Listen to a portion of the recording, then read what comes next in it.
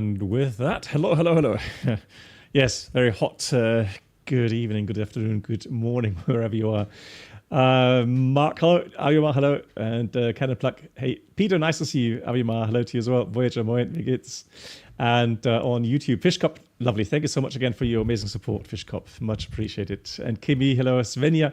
I'm always up for streaming. And of course, people are commenting with regards to it being really, really hot. Right, hang on. I need to check my Reaver tuner here. Hold on.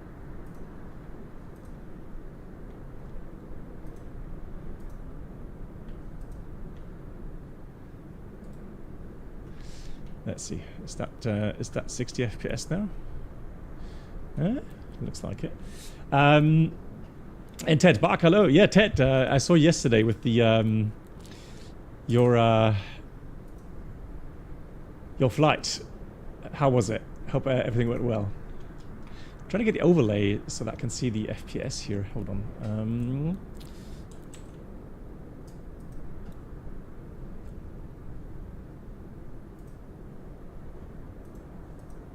So let's see.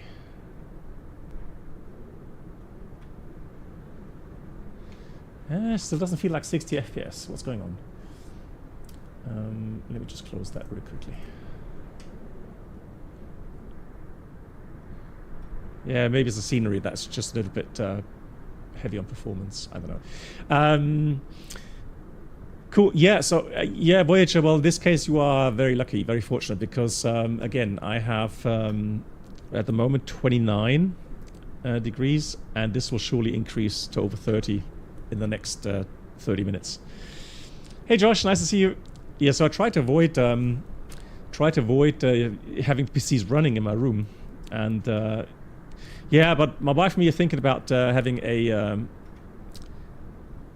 air conditioning unit installed, maybe late autumn this year or something, for next year.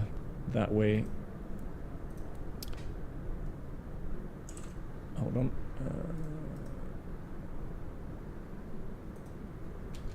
Right. Now I can't get rid of the. Good, I'm on VATSIM if anyone wants to fly. Well, yes, and thanks again. Initially, I did want to fly to Marseille. The thing is that, unfortunately, the wind is from the south. So that really would have meant a very kind of boring approach on runway, was it 13 or something? Let me just check here. Lima, Fox Mike Lima. Oops. Keyboard. Lima, Fox Mike Lima. Could new subscribers please make your way to the first class cabin, where complimentary drinks, snacks, and premium entertainment will be served. Come on. Thank you. And Avenger, hello to you. Four isn't that much if you say it fast enough. Kappa. It is a lot. Thank you so much for the 74 months, Avenger, and thank you so much for your support. I hope you're doing well. What does LEAP mean? It's the engine type. It's just like the Neo at the moment. FSLabs have the LEAP engines. So Neo stands for is it new engine option or something, or yeah, new engine option I think it was. And what's LEAP then? No, Avimar, because then it would be Neo, right? Neo with the Pratt Whitneys, but no, they have not released it yet. No.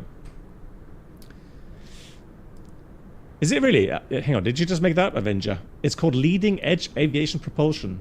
Really? No, you just made that up. Come on. You're pulling my leg, I'm sure. Hey, easy, wie geht's dir? Yeah, I know, right? CFM made that up. Oh, you guys. Cool. Oh, you were swimming in the Elbe? Nice. Yeah, that's the way to go. That's the way to go, honestly.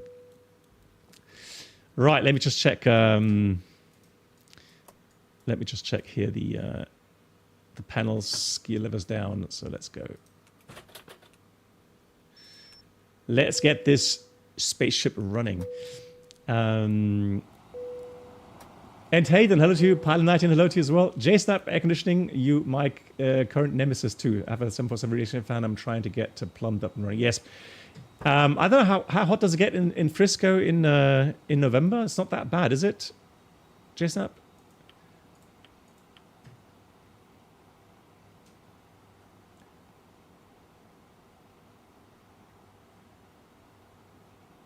Really, Aviamar? That's a good one, though. Now you have to admit, you know, the memes on the loading screen are quite funny. Like Airbus, was it Airbus comes from air and bus or something, right?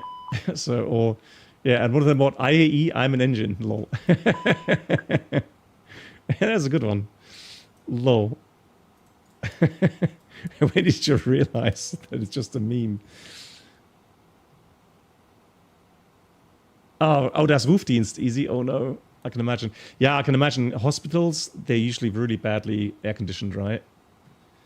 But I'm thinking. So I think the operating rooms they have air conditioning, don't they? Yeah, sure they do. Yeah, probably they have. Yeah. I'd be very shocked to hear if they didn't.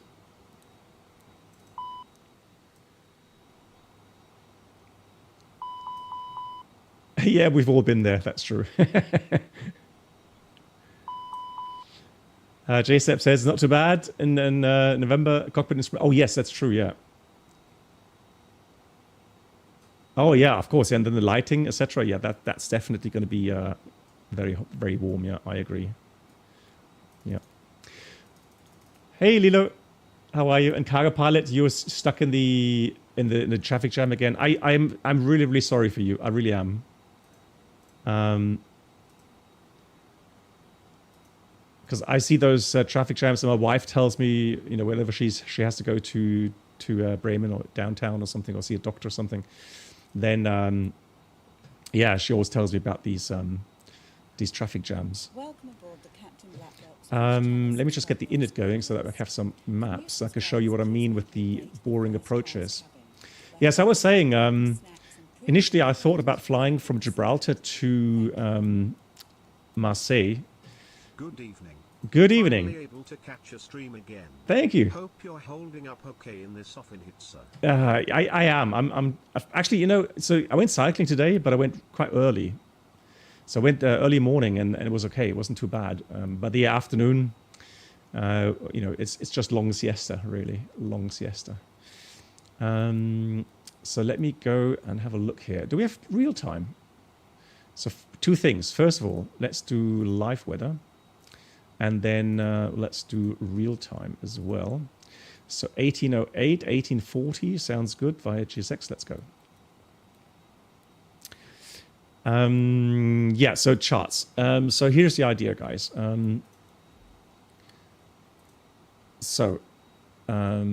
Marseille, right? Marseille, with the winds from the south. And I just checked IRL, the landing on the 1-3s. So this is just a boring straight-in approach. And I was hoping for the 3-1, which obviously is a much more challenging approach. But no such luck today. Because of that ridge line there. It's a very steep kind of, 4-degree profile to the runway. We will do that later in the tour, just to make sure that we do get an interesting approach there. Now regarding Nice, however, Nice has also southerly winds. I think it's about 6 or 7 knots or something. So if they don't have control there, no, they have controlled Marseille, but they don't have. I hope that lovely controller who's controlling Marseille isn't expecting us to come to Marseille now. Oh. Although, you know what? Man, I've just seen that. So they've got some heavy rain there now. Have a look at this.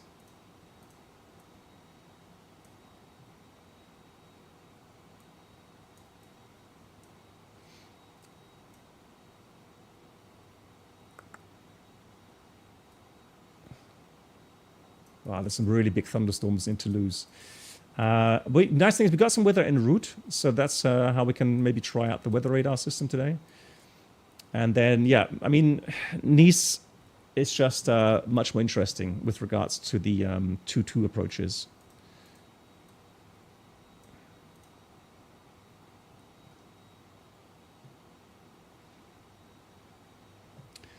And Luke, yeah, thanks again, Luke, for the 63 months, Luke.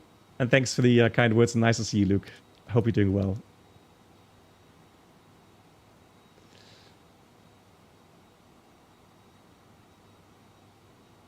Oh, nice. Kagapai, look at the M28. Cool. Excellent. So Fire Runner, though, we don't do advertisements for any games. I'm sorry.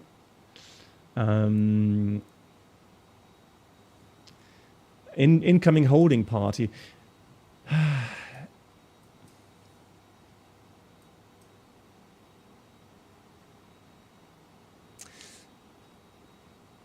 Well, I mean, he's got enough traffic there, so it's not you know.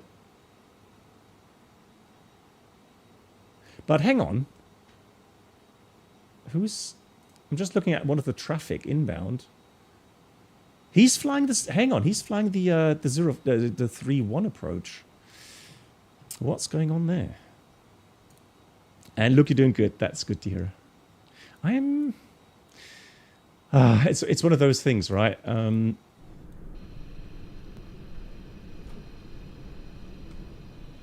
am wondering what to do.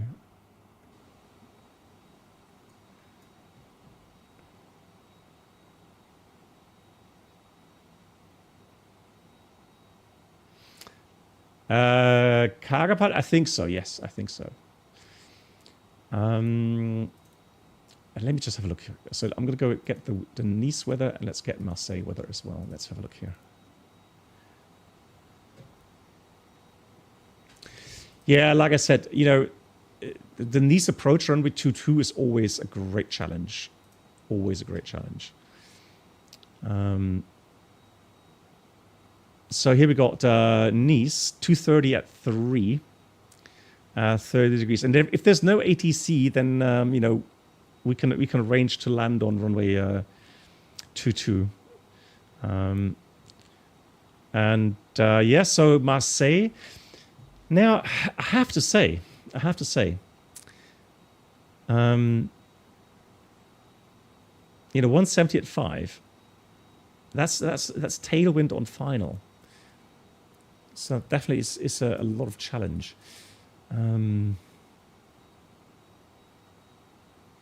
Let's see. Is anyone flying along? Let me ask you this way: is anyone here flying along on this routing? No, not double stream. I'm trying to limit it to 2 hours because it's extremely hot. So hence I'm trying to limit that.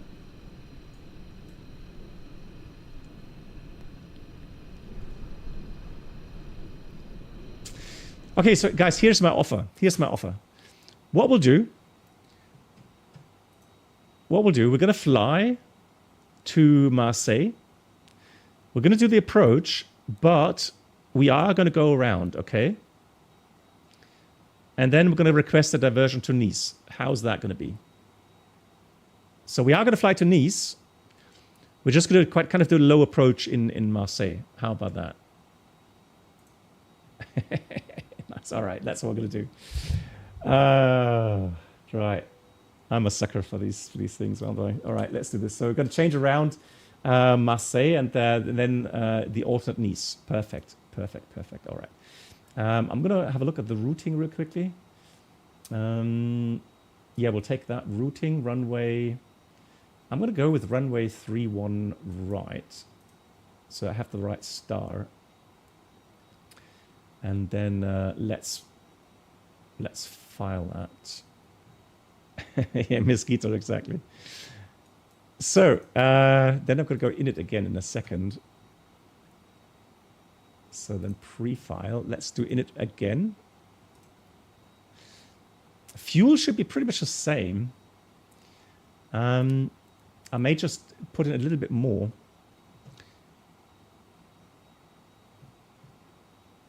So there we go. Look at that. So it's already taken that over. So we got Gibraltar to Marseille, and the alternate is Nice. Perfect. So what I'm going to do is the fuel in. No, fuel is not in yet. No, should I wait for the fuel to finish? Yeah, easy. You know, easy. I actually thought about that. I thought I'm becoming more like Captain A320 now. But I don't watch all of his streams. So is he really doing a go around on every approach? Every first approach, he does a go around. Is that his trademark, if you like? Because that's pretty. I mean, that's awesome.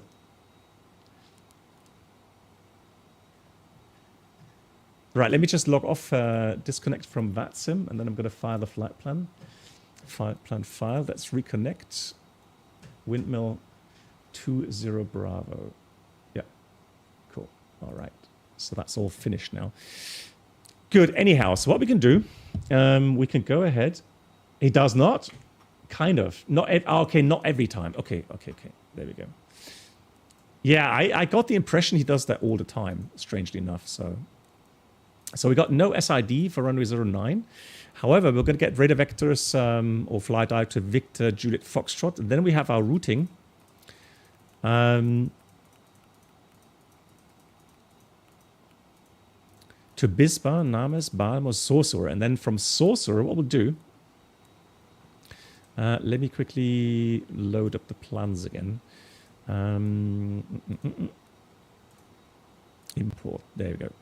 And so in Marseille... we could fly the RMP Zulu 31 right, just for the laugh. And so we have the Sorcerer 1 Romeo. Sorcerer ends at Lipsu, and then from Lipsu there will be a transition. And often you'll find that under the approach charts. So here we got the transitions, and here's Lipsu. We go to Madra, Pomek, and then fly the RNF approach. Sounds like a plan, right?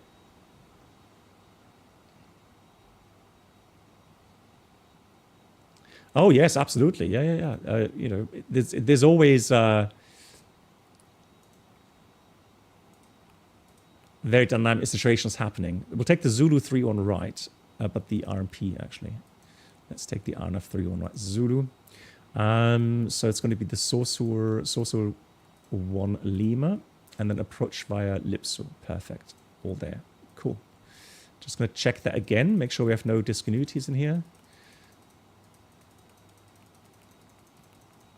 Perfect. All right. Nice. Is he still fueling? What is he doing? He is.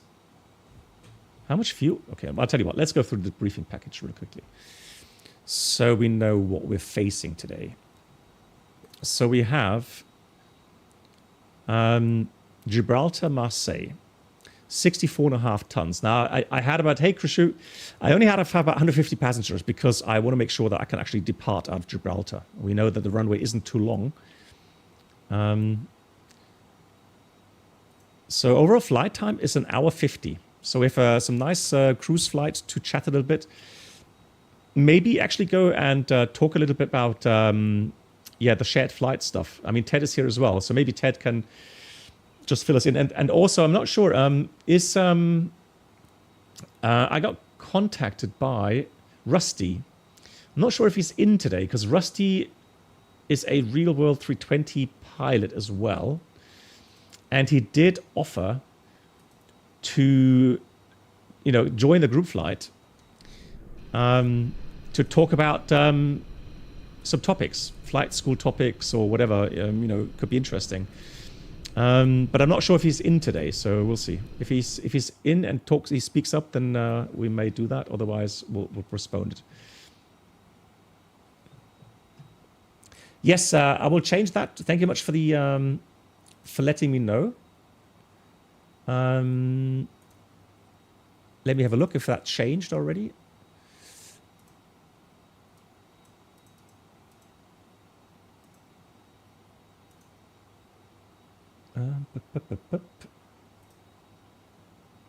Start a new flight. Add flight plan. Yeah, thanks. I appreciate that. Dutch flight sim pilot. Thank you much. Yeah, I know it's a bit of a short-term change. So there we go. Now the overlay is correct. Thank you much for that. Bonsoir. And Gilend, hang on. 20 months tag. Oh, there we go. Well, that's weird. Why is it in text? I don't have a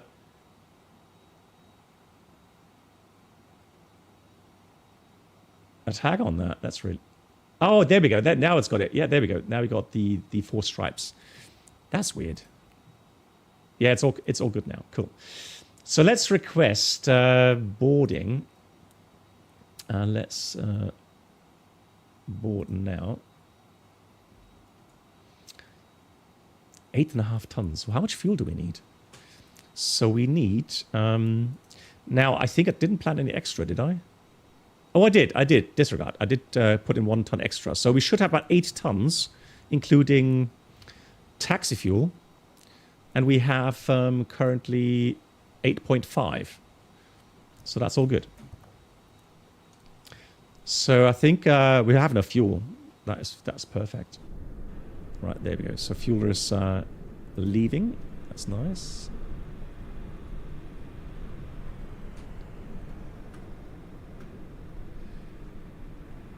And here come the containers.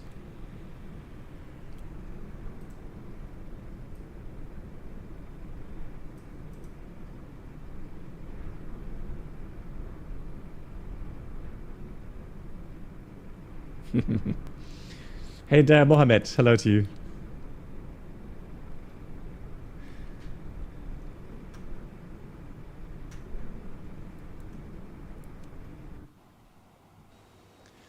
No, Fish Cop. No, don't worry. The thing is, on YouTube, it's not wrong, is it? We are flying to Nice.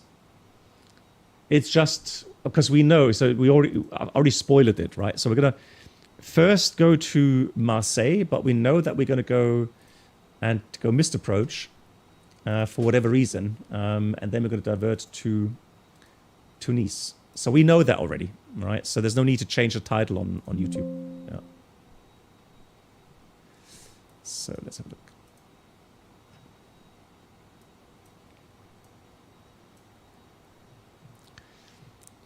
Oh yeah, I got a message today from Winwing that my Boeing FCU is finally ready for shipment.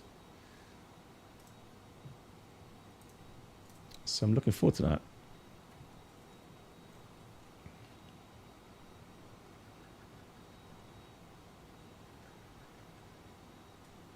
Miss Gitte, ja moin, wie geht's? Hey Nate! Nate, how you doing? Nice to see you. Greetings. Alrighty, so flight plan, yeah, we got everything there, the weather. So yeah, we got lots of SIGMETs, of course, as we've just seen, en route. We'll have a look at the map again in a minute. We got thunderstorms, frequent thunderstorms in different sectors there.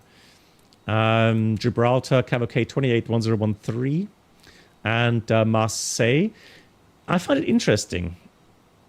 It only has like tempo few CBs, right? And then tomorrow. Oh, hang on. Today's 14th. Disregard. No, it is actually having thunderstorms in the forecast for today. The same for Nice. So that is indeed interesting. So let me just check the routing here real quickly. So that really, if you look at that radar picture there, that really already looks like a score line, doesn't it? Not a very strong one, but hey, Bits good, wie geht's? Yeah, so that is moving towards the east. And we can see that Marseille currently, yeah, there's some weather to just the north. And then Nice at the moment is fine. Now, en route, we also have some build-ups We'll have a look as we fly along. Excellent. Cool. Departure. So we did say there is literally just a taxi chart. So we're going to go taxi out, backtrack 09, I'm going to depart to the east. Before I forget, let's have a look at a tech log. Let's see what the aircraft has in store for us today. Nothing new. So it's still the bonding lead. That has been in there for quite some time. Still valid for 74 days. Flight history. We landed here, not bad, 209 in Gibraltar. And yeah, so we can accept the aircraft. Heat exhaustion. Hang on, it's 13th today? No. It is 13th. Why did I think it's the 14th today? All right, tomorrow there's the 14th, so tomorrow we have thunderstorms. I was getting excited for the thunderstorms. My bad. All right. So it is the 13th. I stand corrected. Cool. So this load sheet is fine. So, yeah, and again, there's no SIDs for Gibraltar. So that's all we can do here. That means what we'll do is, let me also, just want to save the viewpoint here. Save position. There we go.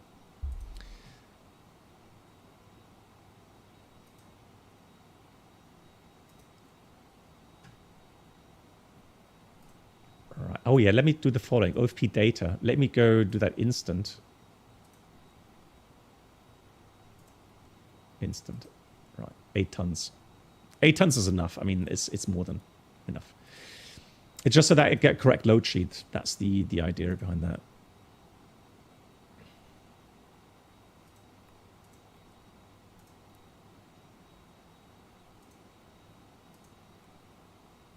Looking good. Alrighty. Diffrips. So init A page, B page. So we're expecting a zero fuel weight of 64.6. CG I leave open as a reminder. And then we got block now 8 tons. 8 tons we have. 8 tons it is. Excellent. The alternate is Nice. And the alternate fuel is 1 ton. Alternate. And so we do have a bit of extra time, half an hour for holding if necessary. Cool.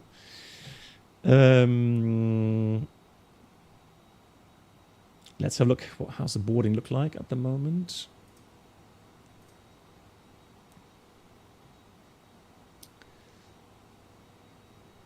So it looks like it's still ongoing, is it? Oh, now there's somebody standing here. Oh, nice. Yeah, this boarding isn't completed just yet. Somebody's flying along. Nice. Well, I assume he's flying along. I'm not even sure. Hang on. Let's have a look again at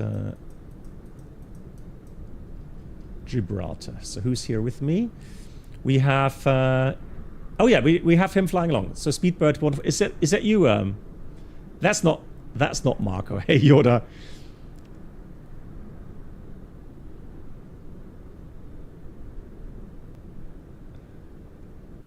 Well, the thing is, so Aviamar, the reason why I like this ATSU is because I helped in making it.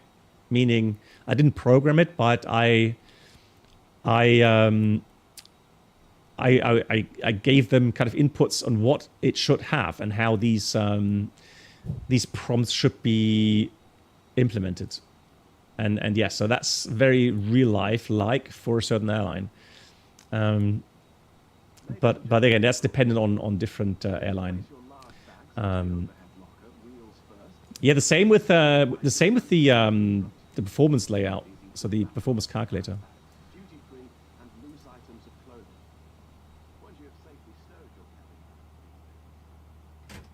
There we go. Let's close the doors. Cool.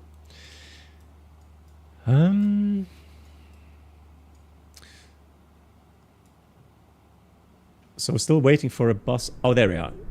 Got some more passengers coming in now. Excellent.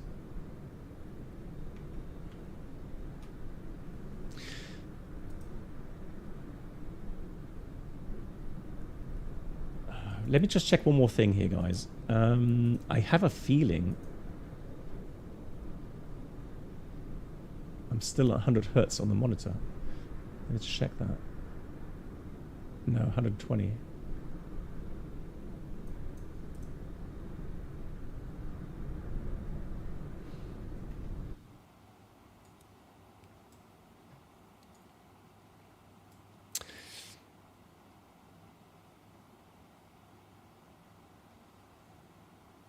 Oh, there we go. It's just updated. I was just about to pull the trigger and say instant loading, but no, it's now updated. So it could be almost finished now. Let's get the PA open, cabin announcements open. Good. So that means we should be getting a load sheet any moment now.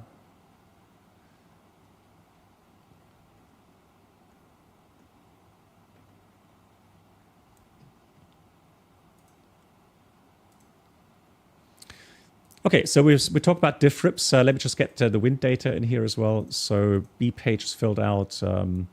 Flight plan page is filled out. I'm going to copy the active very quickly. In case something goes wrong, we're not going to land here. We would actually go to Malaga, which is close by. And I would fly an arrival there. Let's take the Zulu 13. There we go. No start, no via.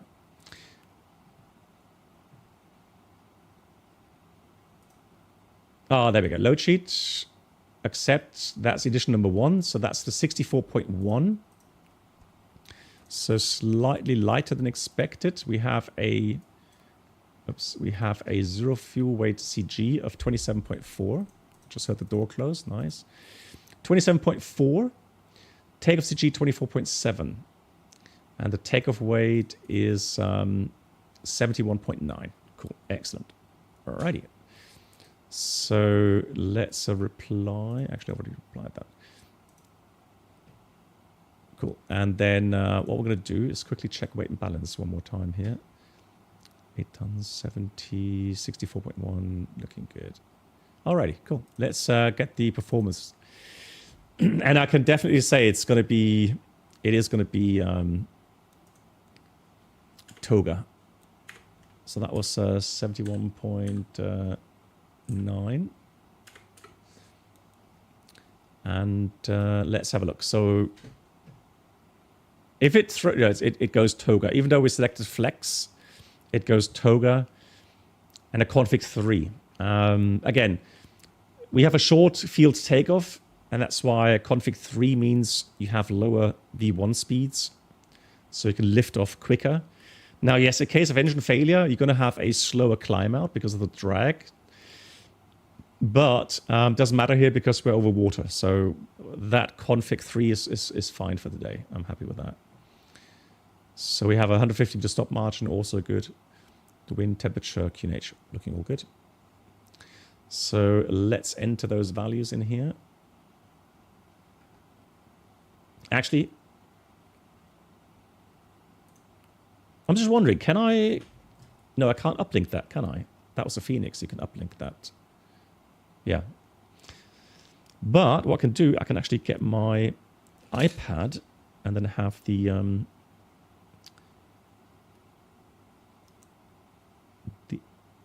EFB on my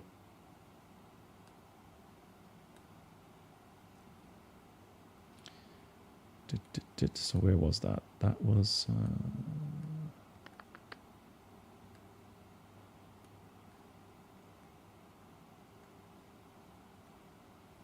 there we go. Got it. Excellent. So let's do that. That perfect. So I can type in. So we have a config 3 with up 1.1.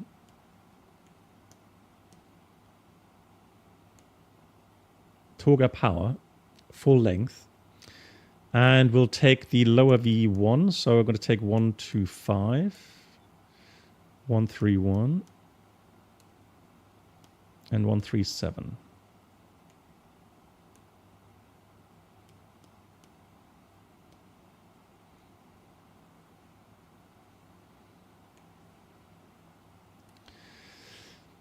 Transition 6000 looks good. We'll take NADP 2. So we're going to take 10, 10, 10, 10. And the engine out will be 1600 feet.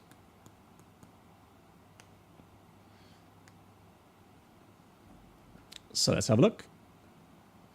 Yeah, that entered nicely. Excellent. You can uplink them with the MCDU button. Hang on. Hang on, is there, Michelle? Is there an MCDU button? Where? Where is the MCDU button?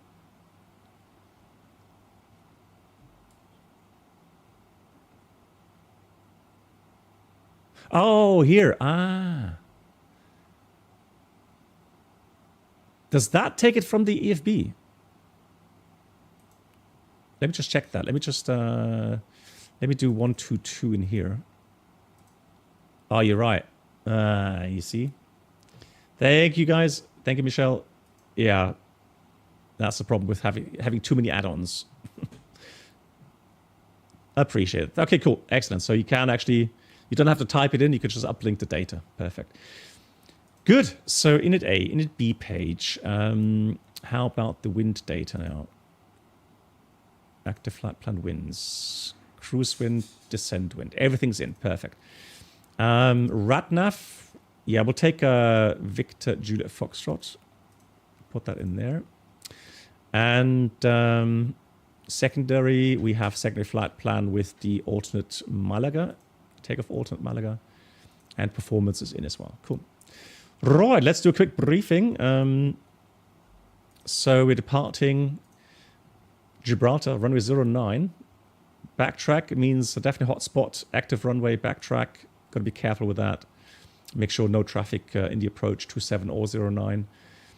Then we'll fly to Victor Juliet Foxtrot. And from there en route. Let's have a quick look here. Oops. Let's have a quick look here. Where's my...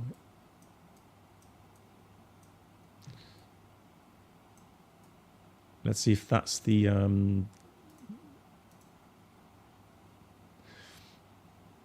okay, so we kind of circle. I'll tell you what we'll do, guys. Actually, you know what? We're going to give ourselves a direct Malaga. So airborne, direct Malaga. We're gonna cut out this thing. Doesn't make sense to go. We go west. Okay, so cut out, and then we go Malaga, and then en route. Perfect. The MSA, I see grid altitudes. I mean, we've got over water, so terrain is not a threat today. And then performance values also good. We have about 150 meter stop margin, and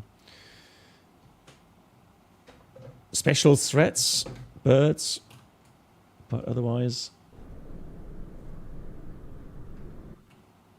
I think we're good. Right, let's start the APU.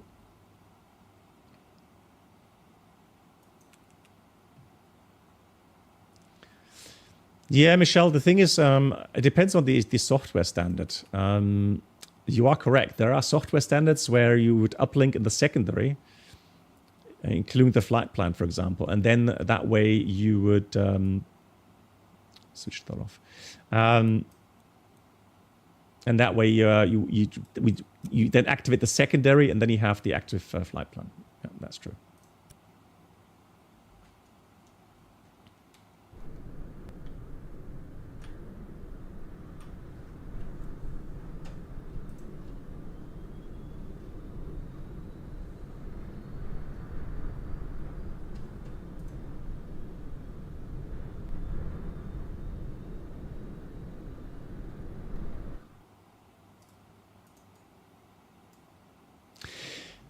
I'm still wondering about the FPS though. Now I don't get the FPS counter in here, and I don't think I can take this one.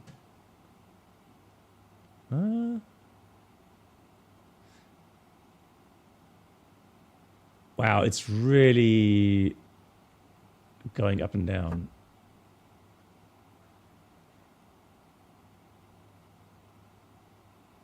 I wonder why that is.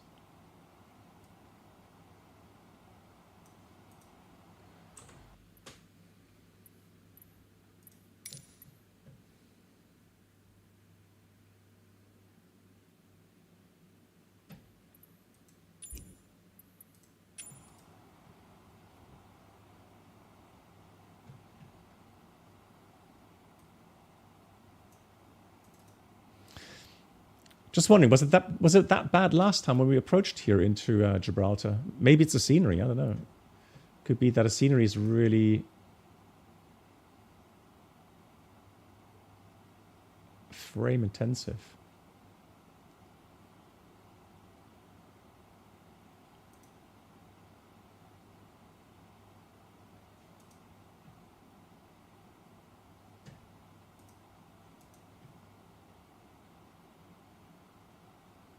All right, we'll see. Once we're airborne, we'll see if it gets better. Cool.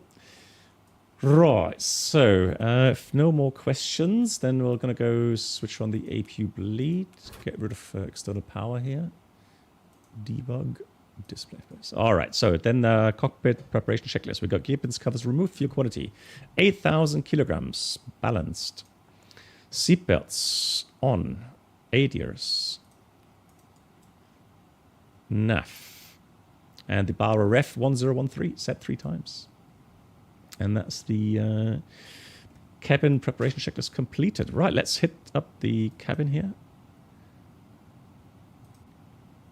Interphone.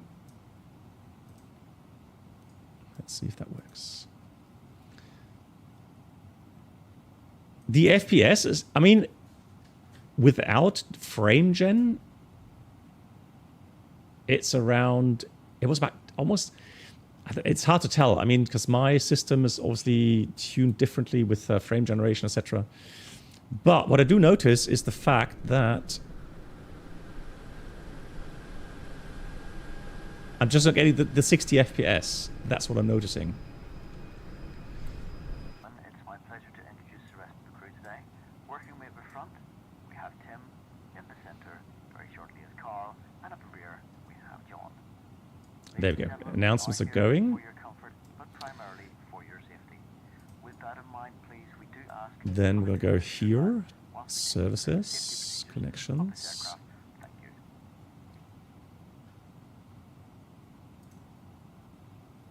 Ladies and gentlemen, we now ask for your attention while we take you through the safety procedures on this aircraft. A safety card is in your seat pocket, showing Cool. the exit routes. Oxygen So before start checklist, parking brake is on. We have takeoff speed thrust 125, 131, 137, and Toga power. 4 in the middle. Pitch, windows, doors closed, Guide you to an exit. closed, and the beacon is on, and that's the In an emergency, leave all cabin baggage on board. before start checklist complete. I don't think so. I don't think that's Mark. No. Adjusted and released as shown. Or maybe he's stalking me. I don't know. Signs are on, and we recommend that you keep it fastened at all times.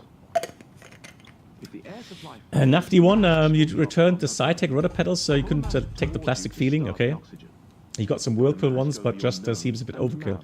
What do you mean? Because of the cost, or? Pull on each side to adjust. Put on your own mask before helping others. If we land on board, Oh, that's true, Voyager. take the life jacket from under your seat. Yeah, you're right. It's not. Pass the tapes around your waist. Click together and pull the strap to adjust. Do not inflate it inside the aircraft. When outside, inflate by pulling the toggle. If it fails to inflate or needs topping up, blow into the tube. There is a light and whistle for attracting attention. We also carry flotation aids for children. So what's happening now? Must now be GSX. straight, armrest down, window blinds open, and seatbelt fastened. We wish you a pleasant flight. Cabin crew seats for departure, please. Ah, that's why. Let's do quick edit pushback.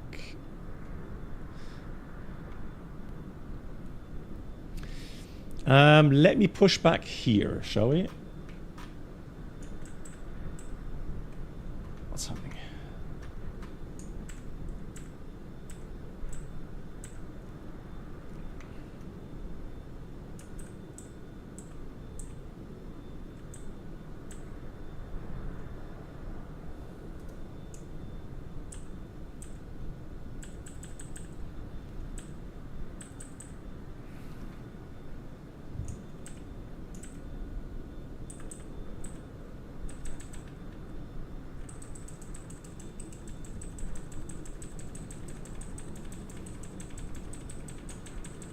Isn't that supposed to go faster when you press S?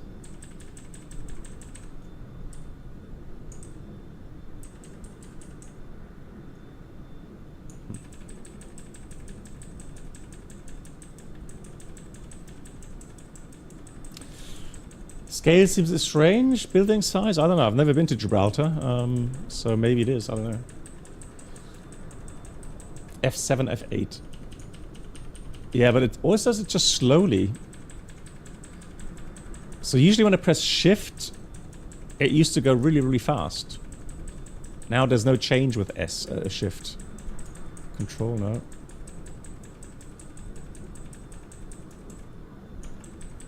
Shift as a no, you have to you have to press that continuously. Shift.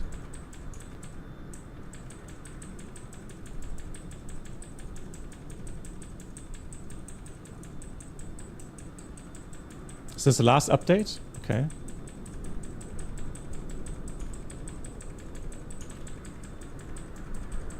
Yeah, but it's not really fast, is it? Sorry, yeah. I know it's some people that get annoyed by the clicking of the keyboard. Apologies for that. Oh, that goes fast then. Okay, there we go. Finally. So how come I'm not hearing? Oh, that's why. So let's restart. Commencing push. Perfect. All engines are clear. Yes, Start the at motion will. stream. We will do so. Right. So we have the checklist. And check the fuel pumps on. Check APU bleed pressure on. Check the pressure for the starters on. And then let's start engine 1.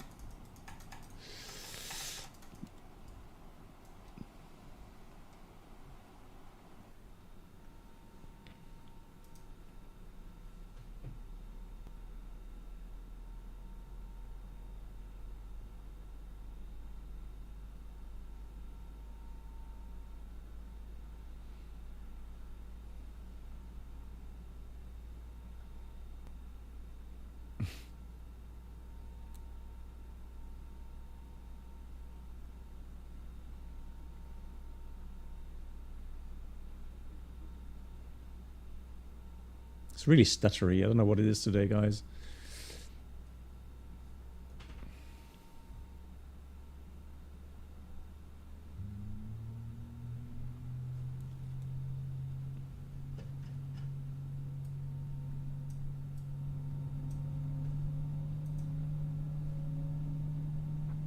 Please set parking brakes.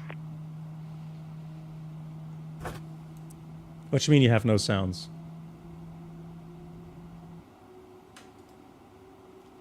Waiting your confirmation for a good engine start.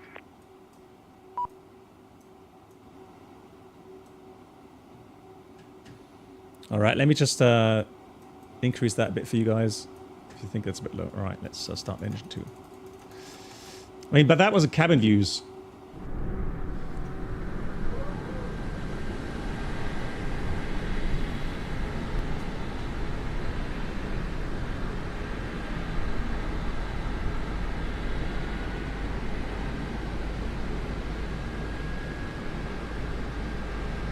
Yeah, crunch wrap.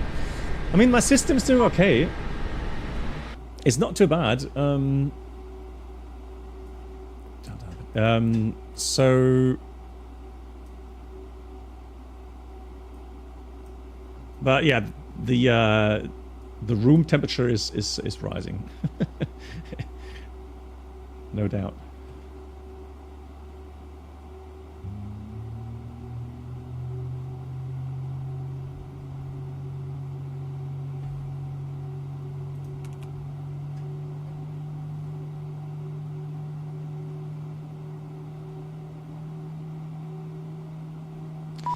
Yeah, it's extremely hot. I agree.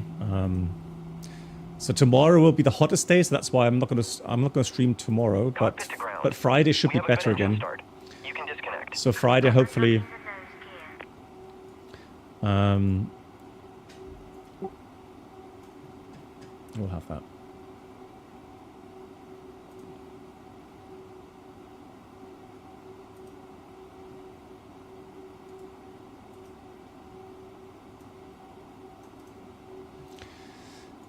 Good. Let's do the before or after start items, as they're called here on the Airbus.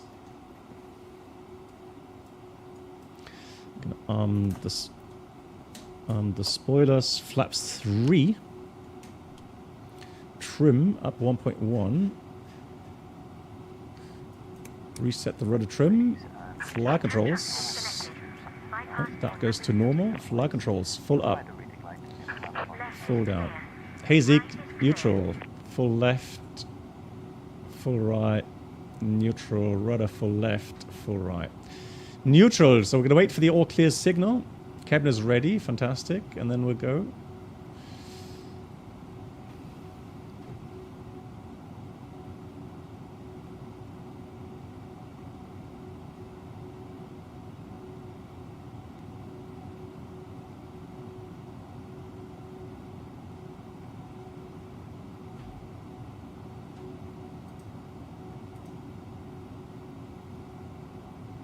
Ah, there we go. All clear. Perfect. Let's read the after start checklist. We have anti-ice off. Eco memo checked. Oh, there she is. And we have pitch room up 1.1, rudder trim neutral, and that's the after start checklist complete. Gibraltar traffic, windmill 20 Bravo taxiing, holding point Alpha 09.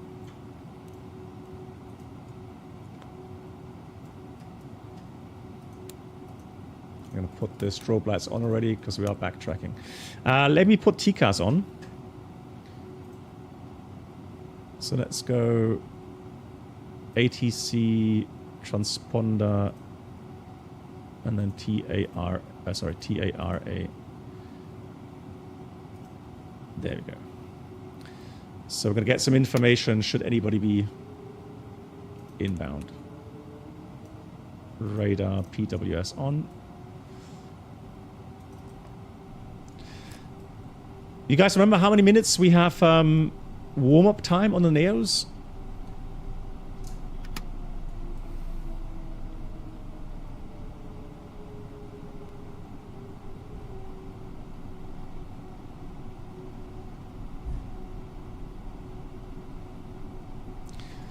Yeah, I think it was 5 minutes for the Neos. Wow. I think it's 5, yeah. Gibraltar traffic, windmill 20 Bravo, landing at backtracking 09 in Gibraltar.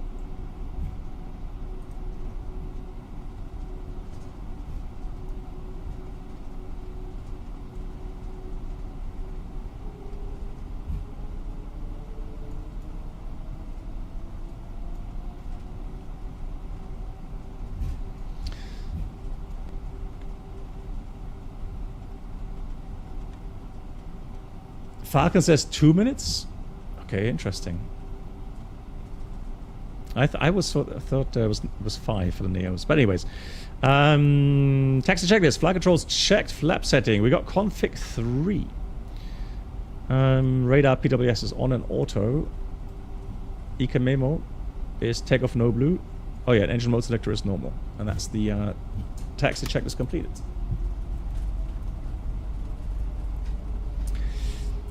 Yeah, so we are, I mean, eventually, so first we're going to go to Marseille to do an approach there. Hey, Geep, but we are going to go around and we will divert to Nice.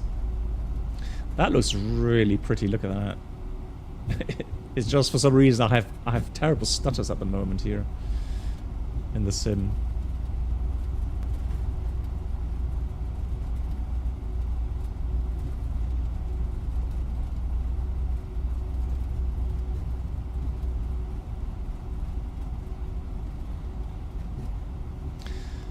It could just be scenery related. Maybe Gibraltar here isn't optimized yet.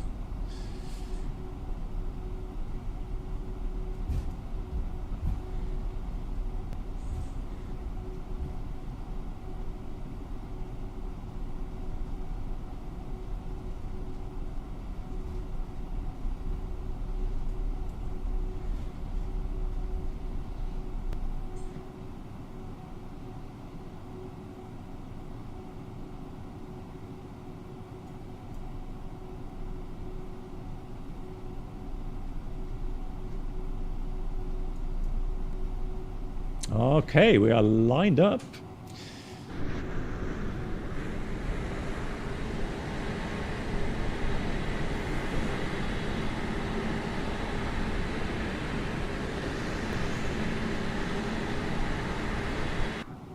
Looking good. Let's have a look. Do we have camera? We have the camera. Let's rev up the engine. Line up checklist. So we got takeoff runway 09 full length confirmed.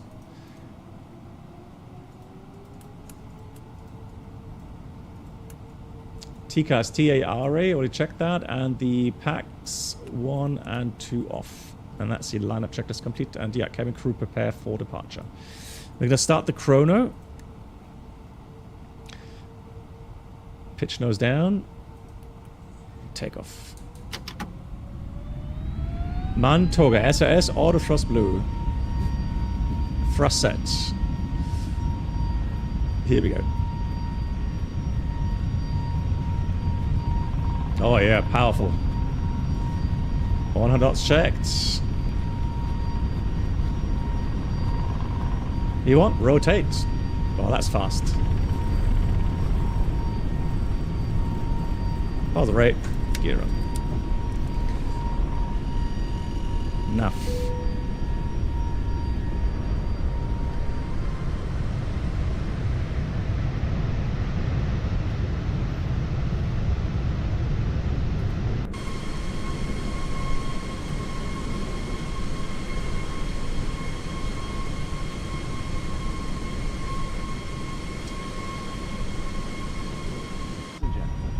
Flaps 1. Thrust climb, open climb, out blue. Whenever you are seated. Toilets are located at each end of the cabin. Remember that smoking is not permitted at any time. Flap 0, speed check, flap 0. In just a few moments, we'll commence our in-flight service, offering you the chance to purchase from our selection of fresh food available today. All details can be found in your in-flight brochure. You can also purchase a selection of hot beverages together with drinks. Yeah, and that was a snacks flap 3. from the bar. We accept payment in pounds, euros, most major currencies, and debit or credit cards. The correct change would be greatly appreciated. And if we could be of any further assistance, then just ask us as we join you. Outstar. Coming up 6,000 feet. Packs. Before it goes ding dong. Pack 1 on. Pack 2 on. It is gorgeous here, yeah. Beautiful. Alright, let's continue climb. I think it was 360, but gonna go with thrust climb, open climb 4000. Let me just check the yeah, it's 36. So now we got 36,000. And we're gonna go direct Malaga. Enough. So now I'm gonna press the alt button, climb, alt blue.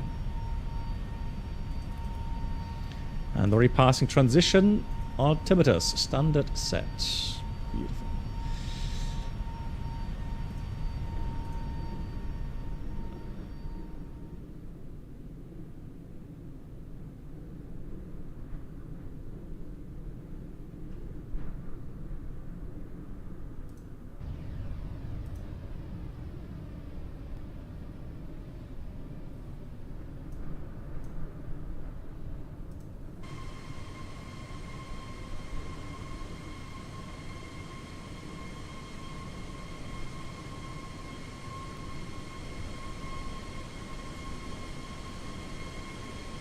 White wine and some nuts, okay. It's good to hear that you're not allergic against nuts.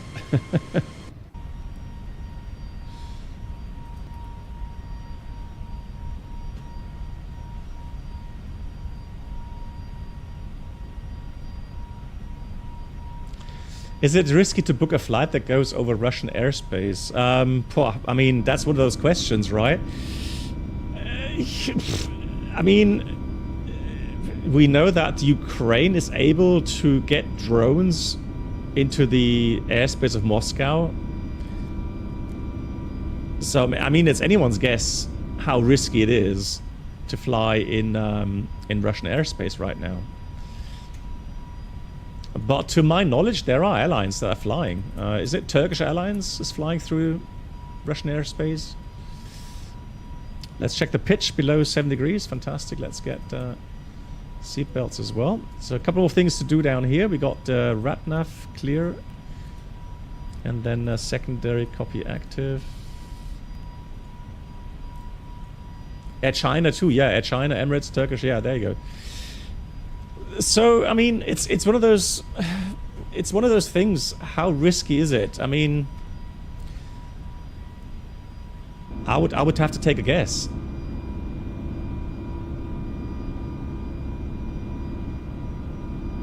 I would say it's not much more. It's not that much riskier than flying, you know, near Iran or, you know, yeah. So you have to say yes. It may be a little bit riskier, you know, and am I willing to take that risk, right?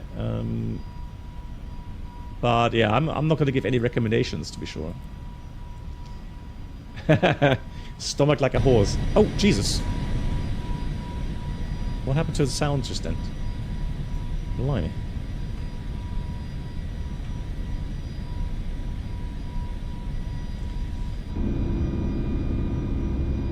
So the drones fly maximum of 24,000 feet, okay. That looks beautiful.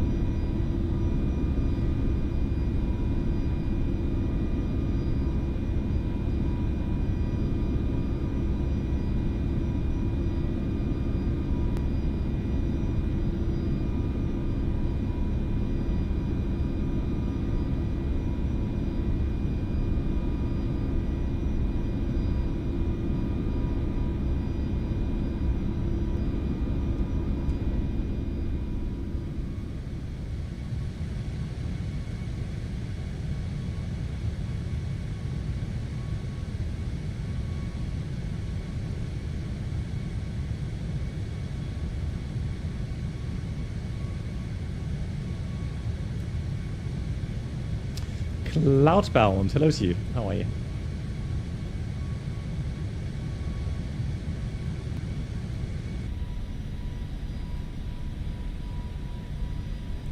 Malaga traffic, KLM 28 Whiskey and 75 Libra, pushback, better.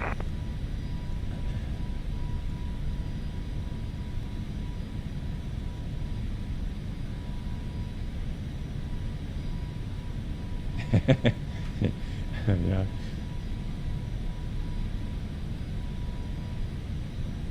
Yeah, so Mickey, I mean, you've got a good point there. So Mickey is saying that if you're an EU citizen, then, you know, and an aircraft diverts within Russia, you know, you may get bureaucratic problems, right? I mean, yeah, something you would have to consider. Yeah, I agree.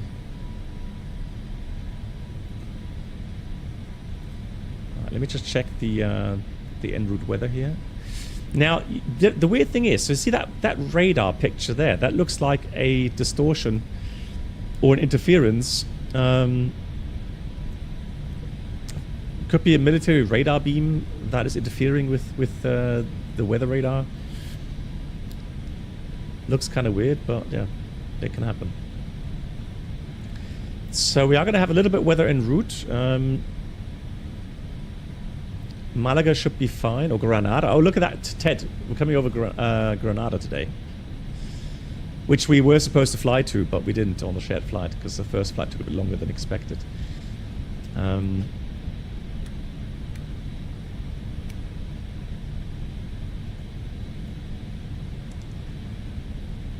Yeah, so the group flight went well. Not a group. The shared flight went well, and I have a number of people already Good night. showing their interest. Okay, Ted, no worries. Good night to you. No worries. Take care.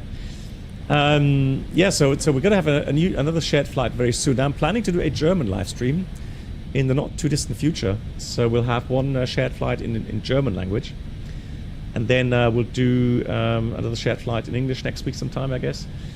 And then, yeah, I'll get in contact with Sven as well to see if we can do a shared flight as well sometime. Hey, Lilienthal, good evening. Yeah, so Aviamar, you're the next on the list for the English one, if you're up for it. Yeah, Ted has a great sense of humor, yeah, I agree.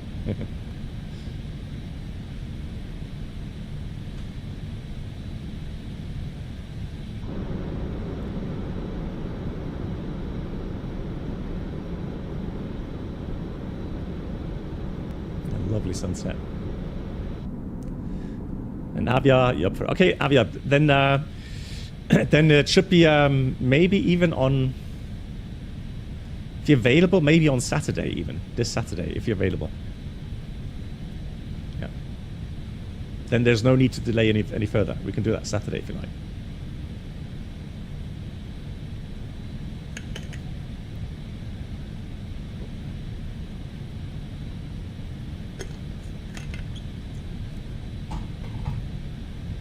Yes, yes, Aviamar, I did, yeah.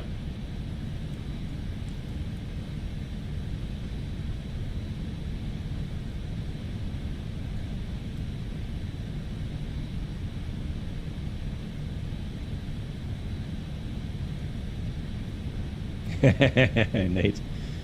Okay, fine. Okay, Aviamar, fantastic. I'll tell you what, Aviamar, then have a look what airports you have. Yeah, or which routing you would like to fly.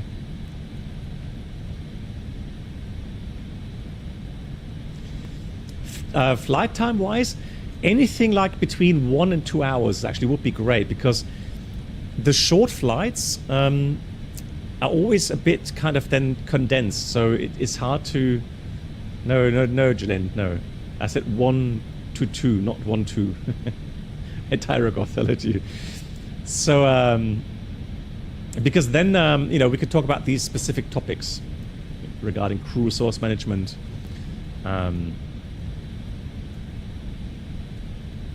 multi-crew concept, that sort of stuff.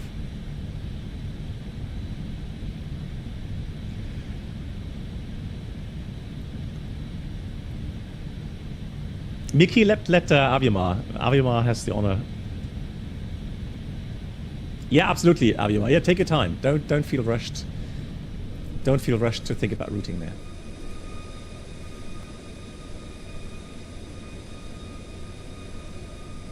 Yeah, for sure. Traffic KLM 28 Whiskey, taxi to runway 13 by Bravo.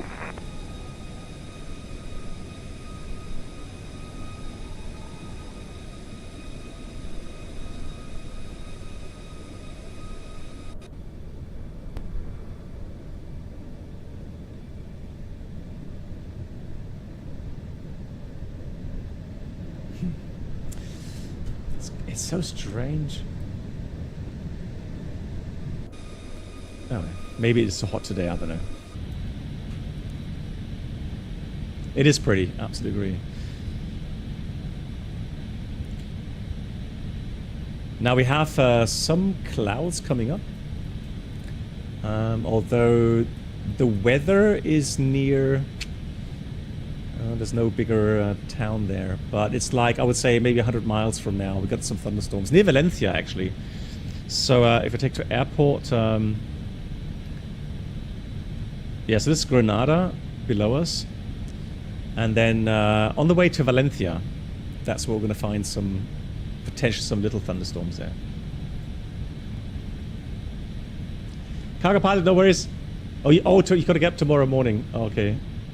Oh no. Ja, alles Gute, Cargo-Pilot. I hope you know, you kind of have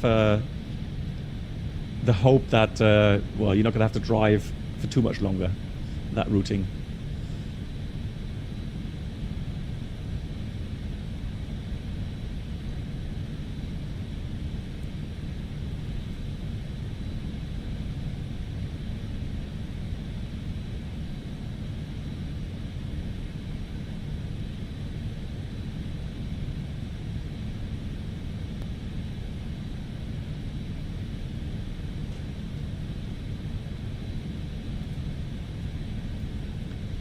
Yeah, me too. I hope the Pratt & Whitneys are coming soon, yeah.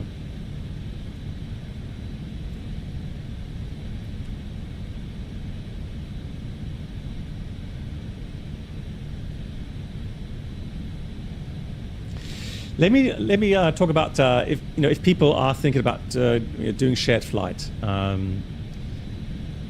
So either with the X-Plane 12 app, shared flight, or in Microsoft with your controls. Very, very basic concept, right? When we have multi-crew kind of operations. So we differentiate between manual flying and flying with the autopilot on. Let's start with manual flying. So let's say I'm pilot flying, right? So we're just taking off, and I'm controlling the aircraft manually, and then we contact departure, and departure control says windmill 20 Bravo, climb via the SID to flight level 200.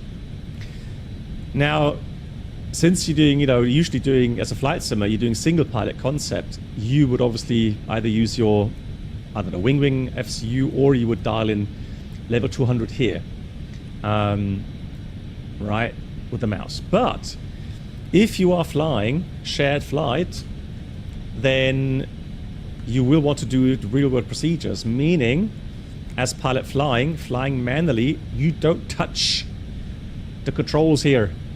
No touching of the FMS or MCDU, and no touching of the autopilot panel here, this part.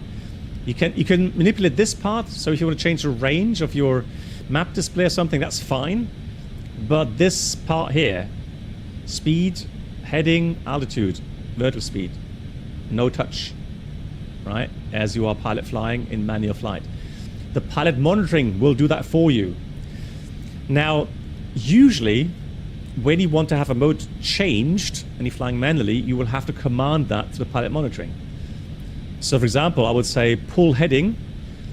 So the pilot monitoring will then pull the heading knob and then select heading 050, for example, all right? And then I will say set heading 040 again, right? And then I could then say maybe push heading. So I push, the pilot monitoring pushes the heading bug, right? Enough.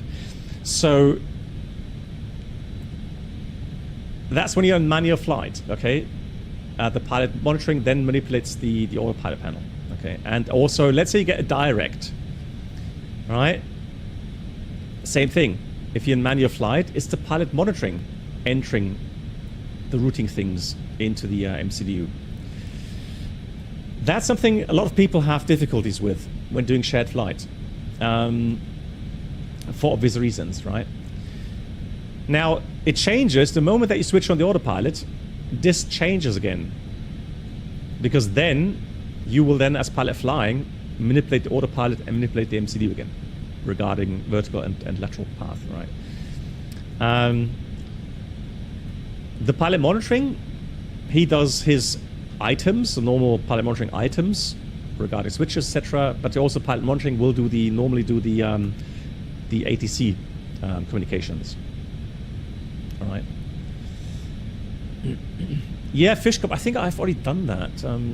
So, for example, I've already made a file.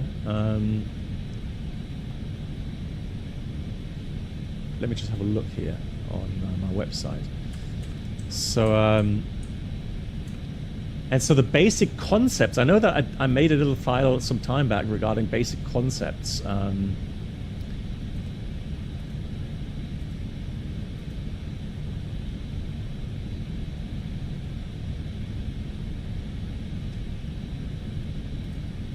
Yeah, maybe it's in the subscriber channel on my Discord, Fishcop.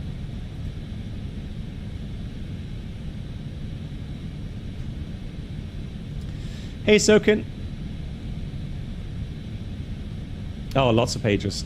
You have a question. I've never been in the cockpit of an Airbus, and I was wondering what is the field of view of a captain, because, yeah. Honestly, think about it IRL. IRL, you have a enormous field of view as a human being, right? So you cannot project that kind of field of view here. If you did that, the picture on your screen would look absolutely terrible. And hence, any kind of... if you want to set real-world field of view, it will not work in flight simming on a 2D screen.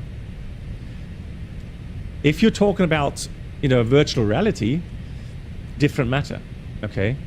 But on a 2D screen, you can simply set something where you say, well, this looks like, I can read everything comfortably with the engine power, nav display, and the prime flight display, right? That's all you can do here.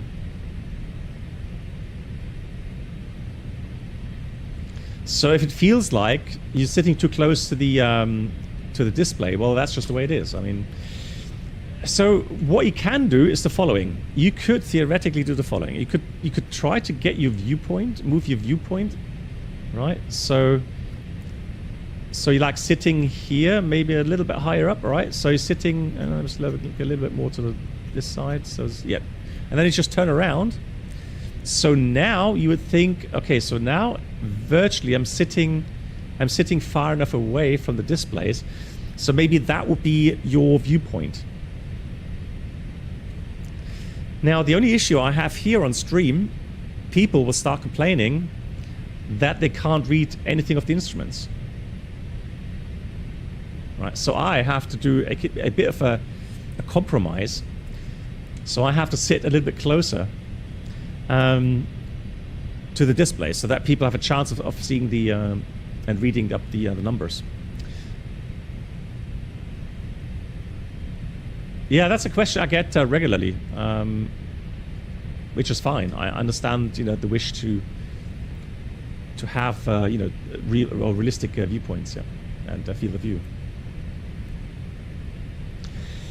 Fishcop, it used to be airline specific. All the procedures used to be a lot more airline specific. Hey Ghost, and hey Ghost, welcome. How are you doing? And so the at some point the manufacturer, let's say Boeing and Airbus, they started to make problems regarding liabilities, saying that, well, if you don't follow our published procedures, so if you have your own procedures, well, don't... Hello, Brennald, wie geht's? Oh, you're in Oldenburg. What did you do in Oldenburg? That's a beautiful city. Yeah, so they say, well, if you don't follow our procedures specifically, bit by bit, well, then it's your own fault. Then, don't blame us, right? So what airlines have started to do is to take over the complete procedures from Airbus and Boeing.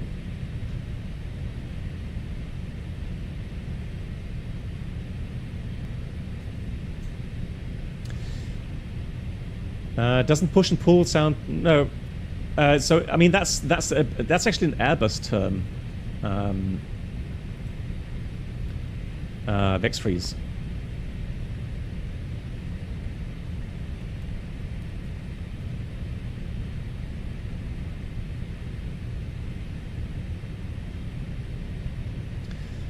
And Norsep says you calculate the zoom.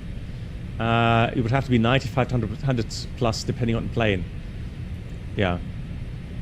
But again, that's up to you guys, right? Everyone has to... I mean, there's people that actually have a wide monitor.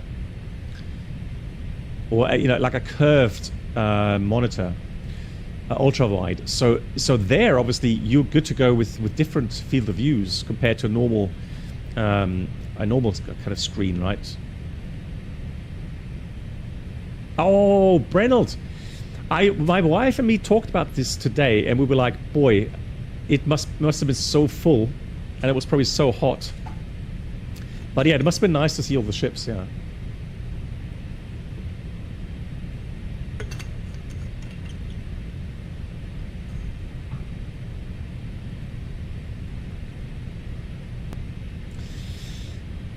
No, so Zach, yeah, so normally, I think Boeing... Yeah, you're right. So Airbus actually does a lot more call-outs regarding mode changes on the prime flight display, while while Boeing has taken over some, or maybe airline specific. So we actually on the Boeing on the 787 we actually do call out some of these mode changes, not all of them though, some of them. But again, that may be more airline SOP specific. Yeah. It was crowded, Brendel, I can imagine. Yeah. Ah, okay, yeah. That's a good idea, Brendel, yeah.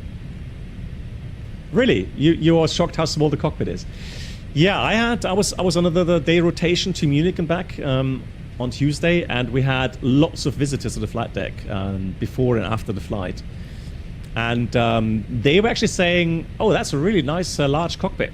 So, you know, they must be used to 737 or A320 flight decks. And so when they got into the 787 cockpit, they thought, oh, that's actually a lot bigger than the 320 737s. Yeah.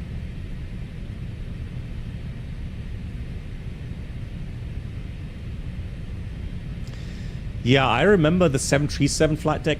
It's just so cramped, and I had difficulties. I'm 6'2", and I had real problems getting in and out of the flight deck. So normally, if I didn't watch out for the overhead panel, I would hit my head. I'm sure I've got quite a few scars on my head. And luckily, I still have lots of hair, so I don't see the scars. But I must have hit some of these switches on the 737 so often. Yeah, it hurts. It's like you know standing on Legos. Same thing, just the other end. It's horrible. Yeah. See, it's 737 scars. Yeah. So physically and mentally.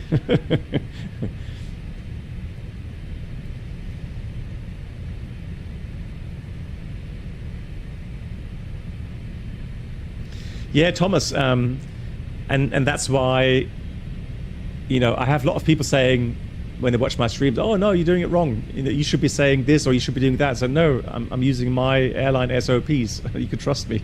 You know, I'm doing it according to my SOPs, right? But yeah, it's just so different. I agree. Oh, how do you get a Cessna flat forehead scar? Please tell me, because I'm planning to do some Cessna flying soon. And Sleazy, hello to you. How are you doing? Oh, it's gotten dark quickly, hasn't it? Blimey. Here's the lovely the Earth shadow again. Very nice. Sleazy, how are you doing? Nice to see you. Yeah, doing good. And Nico, hello to you. Welcome as well. Nice to see you too.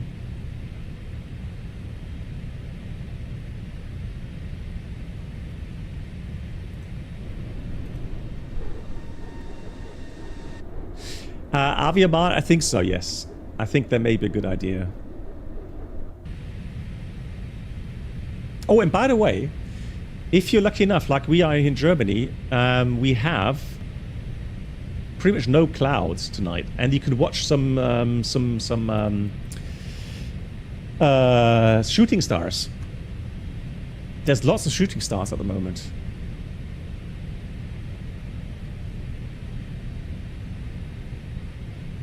And the night lighting is approved at Nice, though. Yeah, I think night lighting could be nice in Nice, yeah.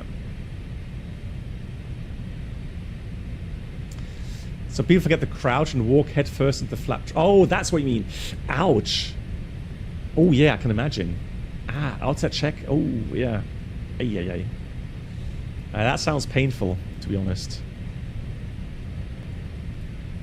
That sounds very painful.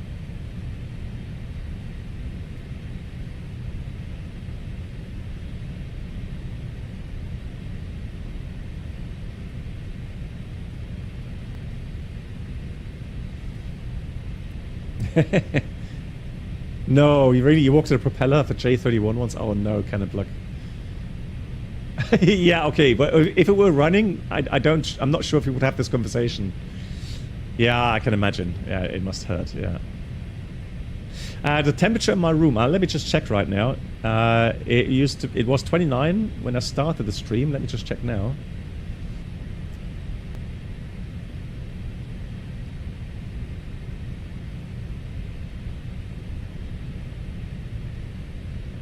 No, it's 29.5. Lol. 29.5 degrees Celsius.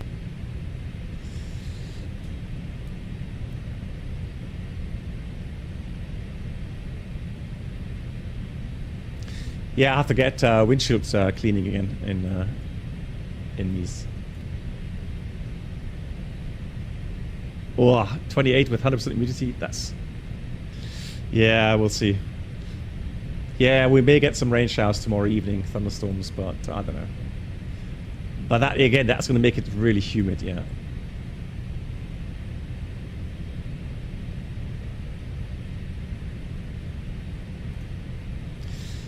I just want to check something here really quickly on Aviation Herald.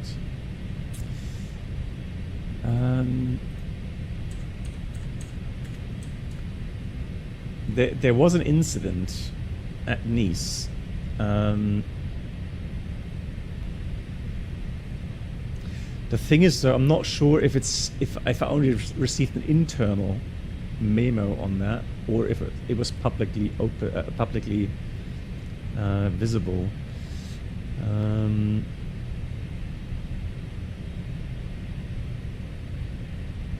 Because if it's not publicly available, then I can't talk about it.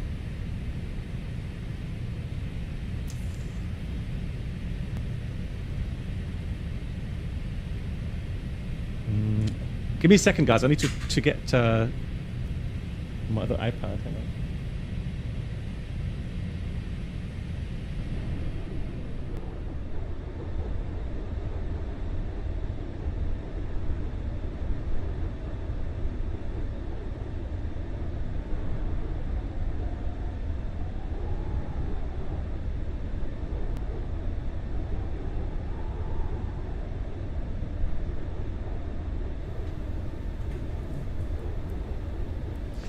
So I can't find that specific incident on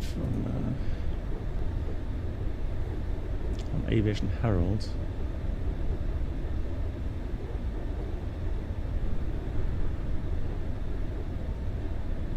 Yeah, Ghost. No, I've got to be careful with that. I can't disclose internal things for obvious reasons. But what I can do, though, I can talk about the general risks.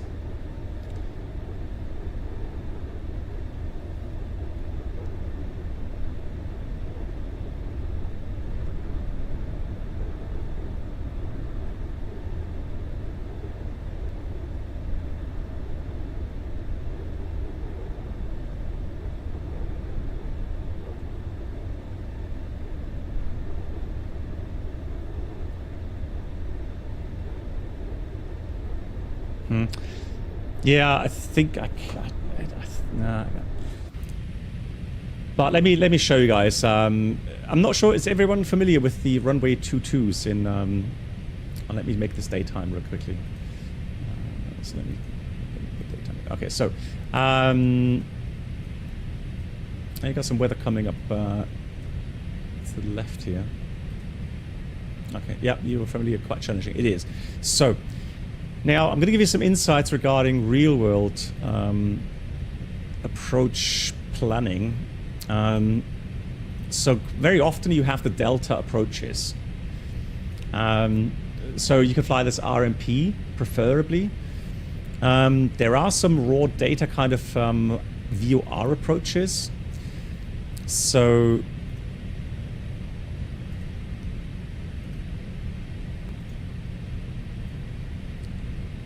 this would be this one. This would be the pure VOR approach. So if you're not capable of the RNAV approach procedure, then you can fly this with VOR guidance. Now this is obviously something extremely challenging. Why? Because you have a IFR procedure, so an instrument procedure that leads you to a missed approach point, which is the 5.5 from Alpha Zulu Romeo. And from this point onwards, you would have to see the runways and the surrounding area, so that from that point onwards, and again, we're 5.5 miles out from the field, very far out still. But from that point onwards, then you would go and fly the visual maneuvering part. So for example, the visual Bravo. And so you would have to follow this visual guidance. So, but this track is only a raw guidance. This is like a depiction of how approximately you should classic black box approach, yeah. So how we can fly this approach, right? So you would, aim for the coastline, and then make sure that you don't overshoot. And no joke, I mean, I'm not bashing Ryanair on purpose or anything, but it was a Ryanair 737. I was sitting at the, so we had early shift, so in the late afternoon we went to the beach, and I was sitting here on the beach watching aircraft land on the 22s, and no joke, there was a Ryanair that messed up the approach, did a go around, and he flew straight over the city, which is a big no-no. This is like, if he got fined for that, that must have been a very expensive fine. Yeah, so, the balk landing definitely says, right? So, visual balk landing, and I don't know if the Ryanair just saw it climb straight ahead. No, what is meant, balk landing, is from here, from the runway. That's the balk landing. So it is assumed that if you mess up the approach prior, you would still turn towards the runway. You could go around, but you would fly, you would navigate towards the runway. No, that's daytime we're talking about. It was VMC daytime when that happened. Yeah, so he just went straight on. He was in the turn, but he just went straight on over the city. Very spectacular. No, we don't, Brennell. No, we don't. No, I don't think there is insurance for such a thing.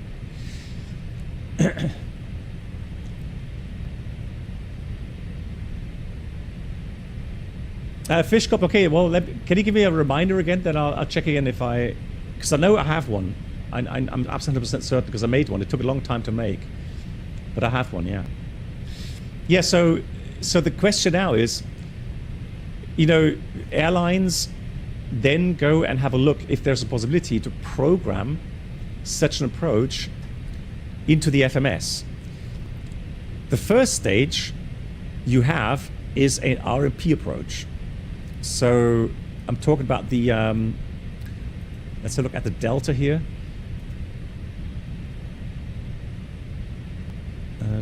Was there Bravo somewhere?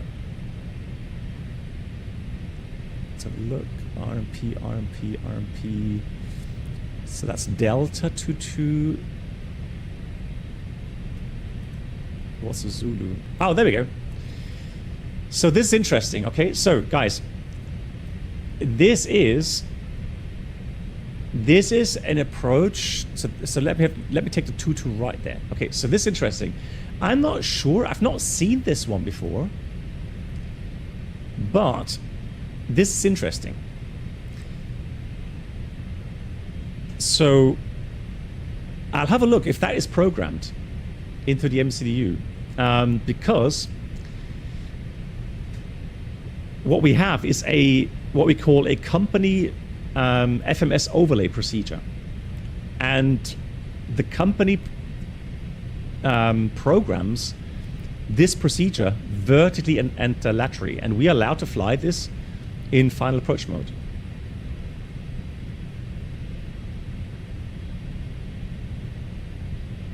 Oh really? Hang on, Fishcup, hang on. So Fishcup says there was a Turkish 738.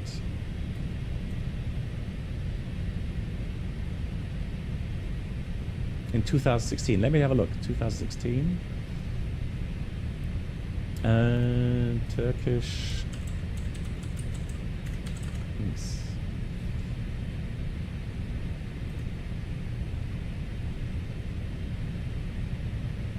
You're right. Hang on. Was there a video somewhere as well, or just a schematic here? Hang on. Screenshot.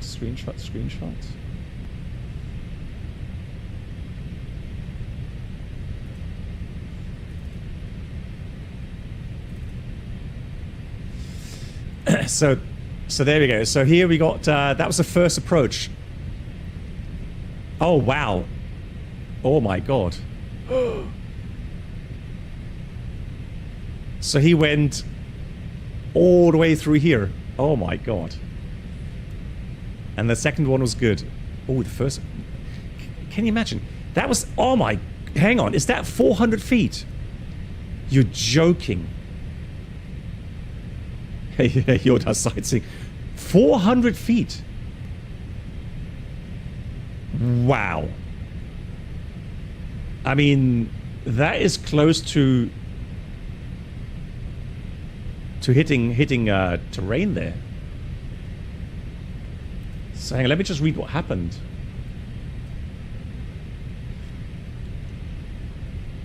Was an approach to runway 2 to right. When doing the turn to final, the aircraft overshot the extended center line, taking the aircraft across the coastline over the city and descended below safe height. The crew initiated the go-around at about 550 feet MSL. It was 425 feet transponder altitude at 1019 knh. So it doesn't say anything about the reasons. It just states... Yeah, but that... Wow, so they descended 400 feet. Wow. That is scary. Yeah, no coffee... no coffee, no biscuits. Yeah, that's true. Yeah, so of course airlines, you know, would prefer the pilots to fly this procedure where it's programmed LNAV, VNAV wise. So you could fly this with you know, fully managed. We could try that later on as well, just to see. I'm interested if we have the approach. Let me have a look here in the secondary flight plan. So let me change that. Oops, hang on, let's go a new destination. So Nice. And then we have the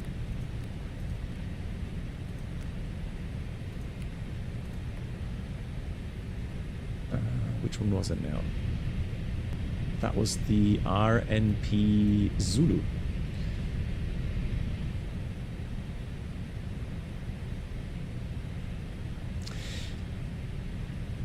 Yes, Mark, thanks for the reminder. I'm not sure if I have it on the PC though. Let me have a look if I have it on the PC.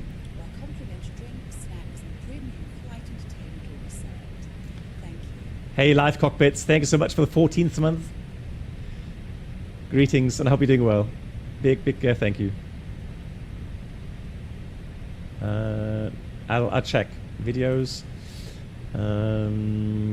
So Lima, Fox, Mike, November.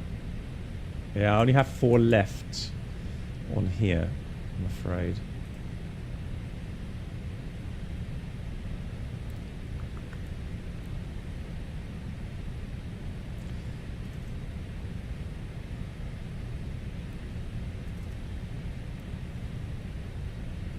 Yeah, unfortunately not, no.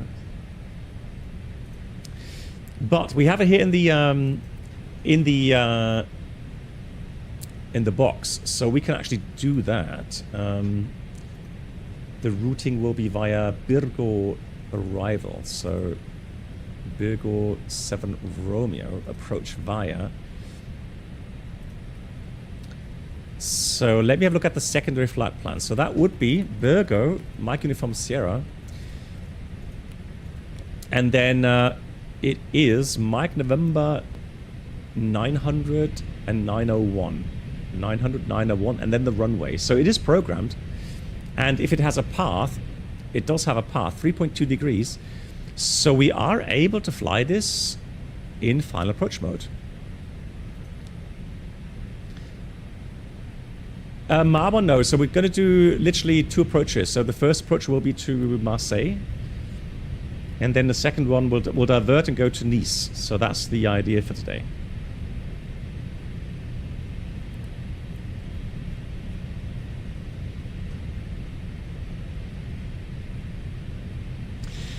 So Mo, the thing is this, to my knowledge, right? FLS. I made a file for FLS. I keep saying I made a file on my Discord, but I'm sure I have it. Hang on, let me just check. Let me sure that because I know I've got some files on this, and then I'll explain why FLS doesn't really work in that case. Ladies and gentlemen, Because this is like the IAN approaches, the integrated approach navigation approaches on the Boeing aircraft, where it literally is only for straight approaches. It cannot fly curves. And I'll tell you the reason for it in a second. Hang on. If you'd like to see any products, have any questions, or would like to make great savings, then just ask us. We'll join you in the cabin shortly.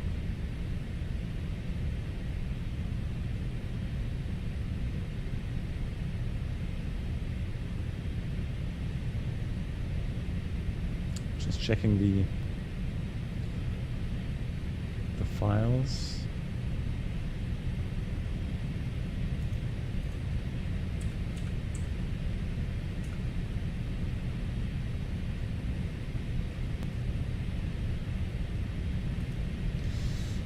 Man, I know that I've done so many documents.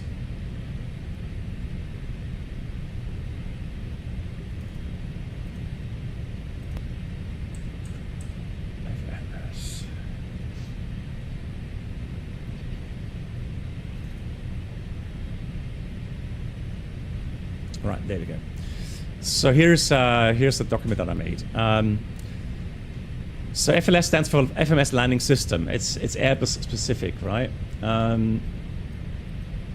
So you can see it has an anchor point somewhere. It doesn't have to be the threshold or anything, right? It can be somewhere else. However, from the anchor point, you have a lateral and a vertical path, and that's always straight. Okay, so that's why you cannot do these curved approaches using FLS. No, so final approach mode has nothing to do with FLS. So really, the advantage of FLS is the following. FLS means that you can combine different approach types into making it where you have a diamond for the localizer and a diamond for the glide path. So it kind of gives you the feeling that you're flying an Alice approach because they have the same symbology, or pretty much the same symbology. And you also use the approach button. Okay. Now, here in the Airbus, of course, when you do final approach, you also press the approach button, but it will just say final approach as a combined mode there, laterally, vertically, right? And then the aircraft will follow the programmed lateral and vertical path.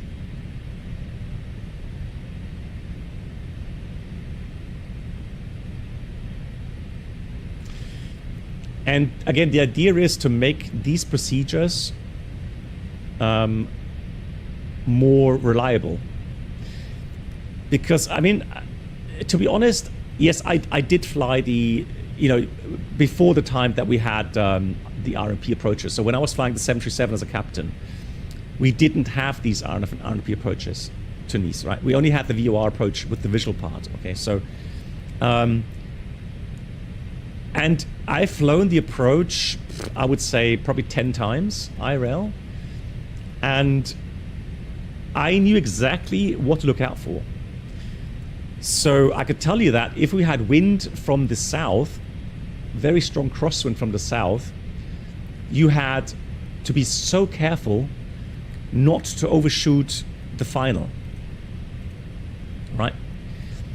Because a low-level turn, we're talking about here about 400 feet above the ground, or above the water line. So it's very unusual for the pilot to maneuver an aircraft at this low altitude, right? Because it is somewhat unstable, per se.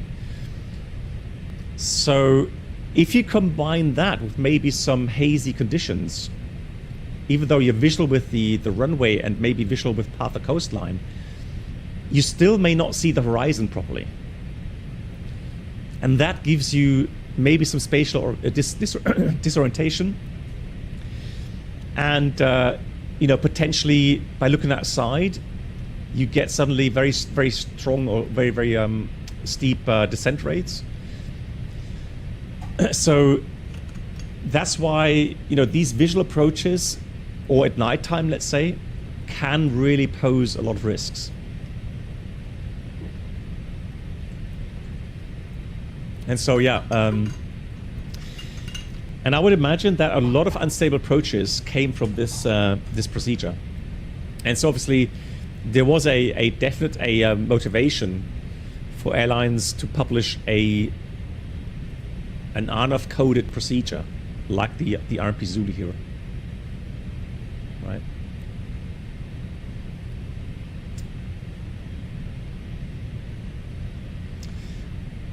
Yeah, Nico. Yeah, thanks. So yeah, there are good videos available on YouTube, and I think I made a video as well on the tollless FLS system on my channel.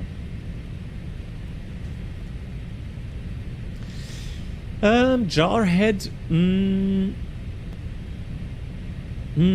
I'm not sure if I would use max flaps for regarding maneuverability. I mean, yes, you would have a couple of knots lower approach speed. Yes, correct. However, that means a lot more drag, a lot more required thrust, etc., etc. So, I don't know. It's I wouldn't per se say that I would always use max flap setting on these approaches. I wouldn't say that.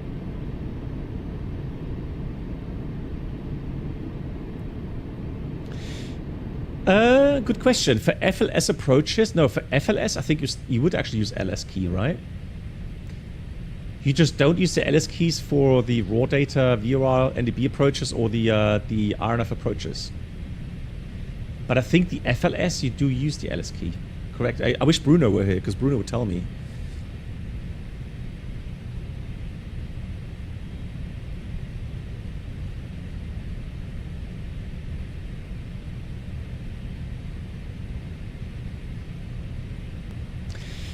Well, that's the thing, right? So I don't know what people kind of connect with maneuverability, because in my eyes,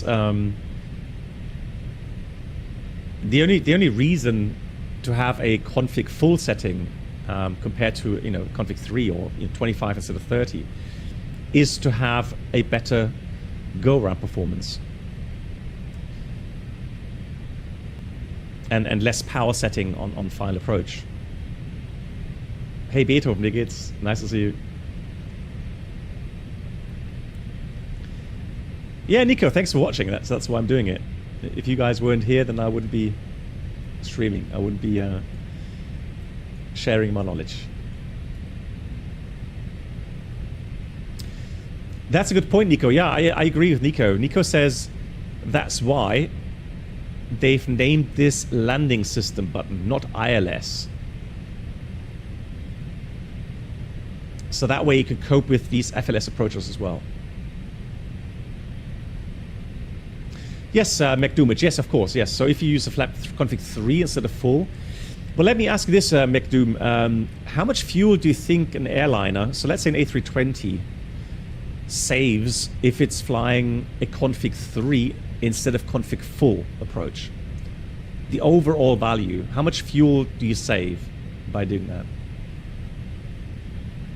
Gillen throws out 150 kilograms.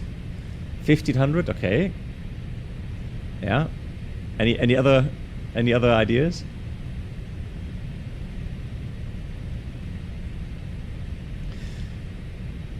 The number that I've been told is 20 to 30. 20 to 30 kilograms. That's the amount you could save with single engine taxiing over a 5-minute period. Yeah, that's true, Mark. Your Yaris would go very far. Isn't your Yaris electric?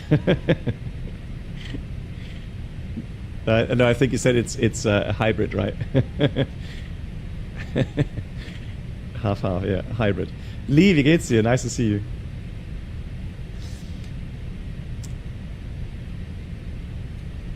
Yeah, so the saving, the fuel saving regarding config 3 instead of config 4 on the approach is about 20 to 30 kilograms.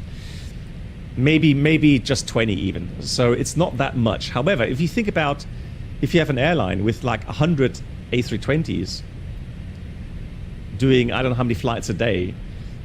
So let's say they do 10 flights a day, 1,000 flights per day. That's a lot of fuel you save. Exactly, Avio. Yeah, that's exactly right. It adds up overall on a daily and then monthly and a yearly basis, right?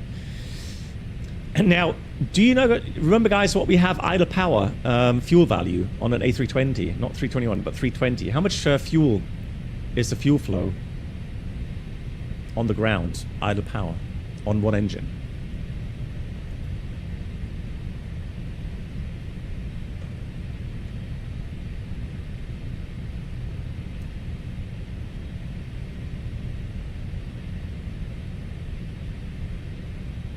Yeah, it's good numbers. Yeah, I would guess about 300, yeah. Isn't it saying like 20, 40, so 20% N1, 400 EGT, and 300 fuel flow or something? So, I think it's about 300 kilograms fuel flow on the ground. Right? So that's about 600 kilograms per hour.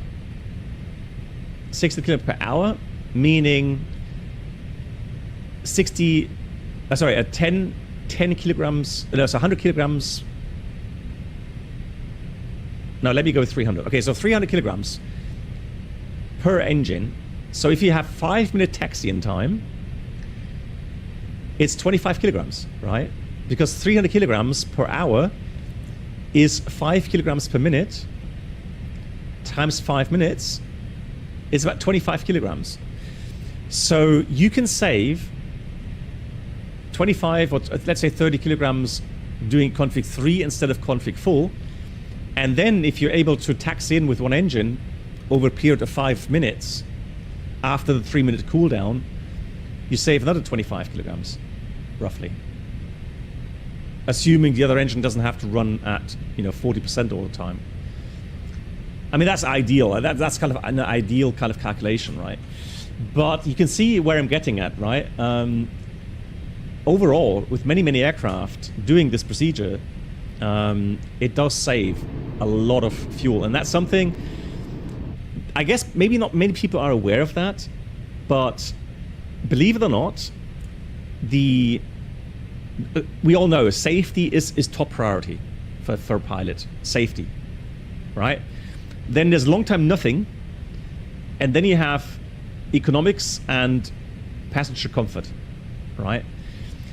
However, the topic regarding economical flying, meaning trying to save as much fuel as possible, is a huge topic for us pilots.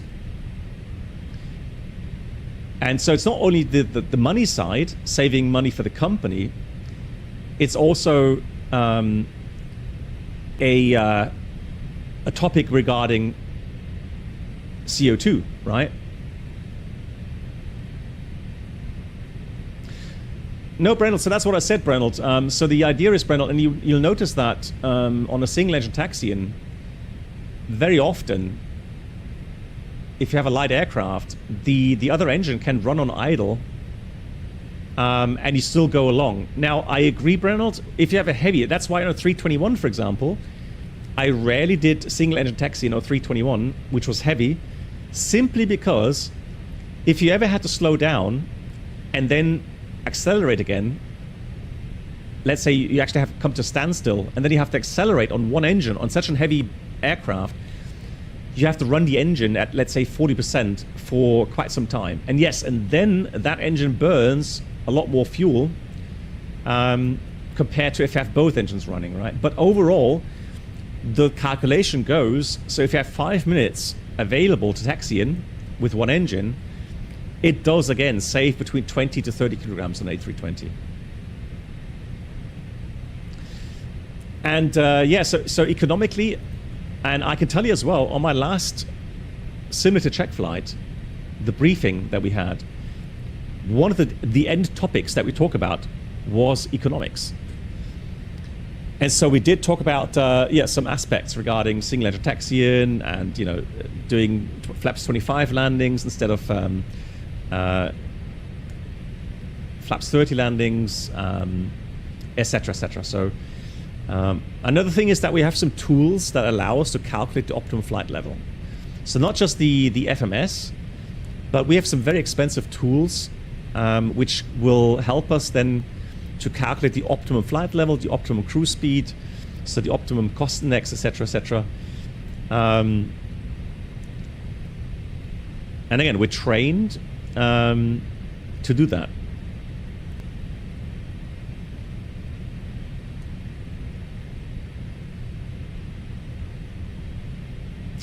Now, I don't know exactly how much my personal fuel saving account looks like. I don't know.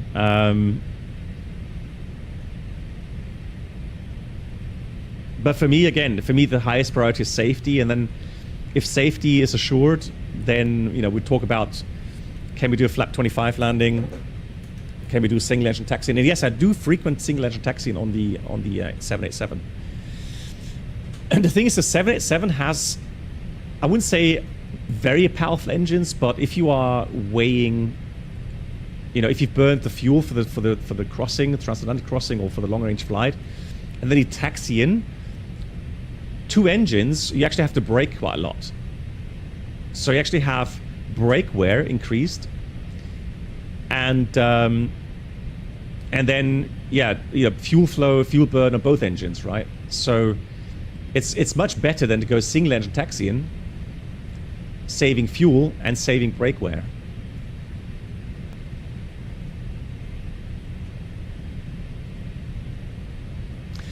Yeah, Brenold. Yeah, if the air, so Brenold, the biggest factor why it doesn't happen is because of the complexity of these huge airports and the arrival routes and the amount of traffic. So you can imagine it's so difficult to do an idle power descent onto a glide slope, right? Yeah, he does. Yeah, Avima, go ahead with the question.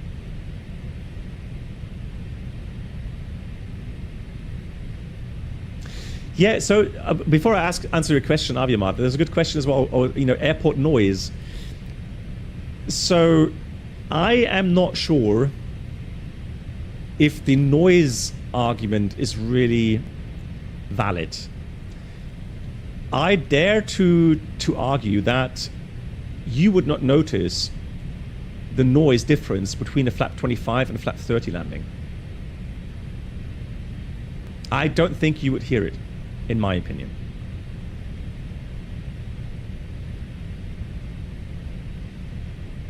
Or let's say a flap full, compared to config 3.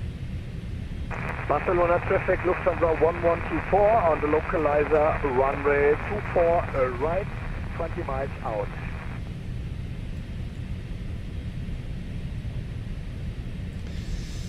Now that you have set the park brake single engine taxi out, do you really get that much benefit as you have to stay in place for a little while? It depends. So Aviamar, you can imagine sometimes in some airports like New York JFK, for example, and there's other airports where you have huge departure delays. So it all comes down to how much time you have on the ground available to you. And so that's why, for me, at the moment, the destinations that I'm flying to and from, luckily, I have very little delay on the ground. And that's why, at the moment, there is no real reason for me to do a single engine taxi out. Oh, yeah, Brennell, yeah, of course, that you can hear. 747, gear up or gear down, that's a huge difference. Yeah, absolutely, I agree.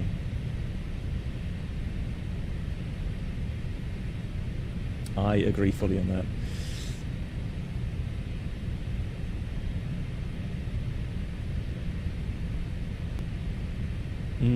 Yeah, airport noise. That's another thing. So, guys, there is a lot of airports that don't allow you to run your APU on the ground. And they call it, not for noise reasons, they call it environmental reasons. And people often mistake that, saying that's because of noise reasons. It's not. You can imagine an airport that has 10 to 20 aircraft on it moving around. is always loud, always. So you would never ever notice an aircraft having an APU on or off if there's like 5 aircraft taxiing around with their engines running, right? So that argument is absolutely pointless. However, an APU is an engine that burns fuel. So yes, for environmental reasons, i.e. CO2, yeah, then the APU has to be switched off during transits. I agree to that argument, but not because of noise, no.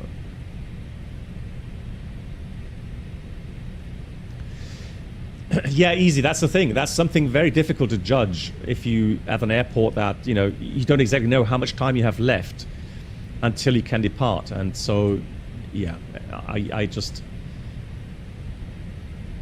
you know, you really have to be sure that you know what you're doing on the single engine taxi out.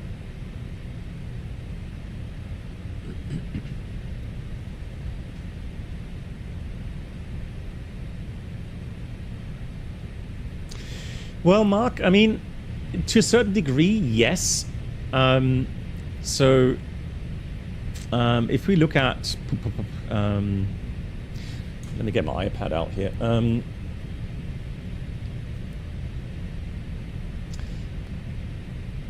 Yes, so Brennell, that's a good point as well. So Brennell's asking, we know that, for example, that the parking spots on a terminal area are limited in these days. So most airports obviously, so let's say you're at a gate position, right, with the jetway, and then you have a slot time, 2 hours delay, right? Then of course they want you to get you off that jetway and that parking spot because they want to have other aircraft being able to dock to the terminal, right? So then they would like to have you park remotely, and so you would get a pushback truck that would you know, get you out and push you and pull you to a remote parking position. I've had that, yes. I've done that a couple of times on A320, yeah. However, what Brennell is referring to is the remote controlled, so the ones that don't have a person in them. No, I've not had that, no. And I don't know an airport at the moment that actually has that, to be honest.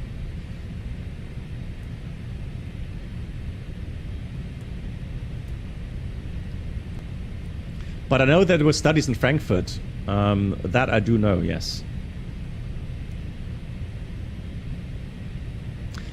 Are there still the... I don't know, you probably know more about that than I do. Barcelona traffic. But have you seen any of them lately, Lee? Because I have not seen them for quite some time.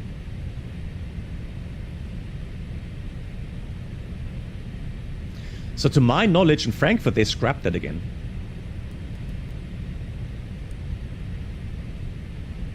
Hey Matthias, Abend.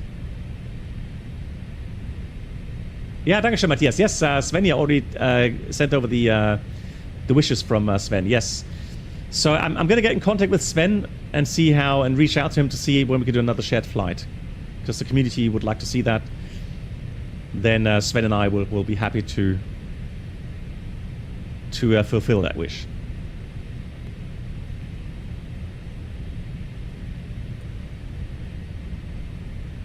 So let me find the arrival. Let me find the MPAX arrivals here. So here we go. Where's my remote? Mirror AirPlay. There it is. So the question was from Mark Lindley regarding how would ATC, or doesn't ATC cater for these kind of continuous descent approaches? Yes, so they do try. So for example, if you have Frankfurt, for example, the MPAX arrival, right, you can see it has these windows, these altitude windows that you're flying through, and so it does bring you to a waypoint,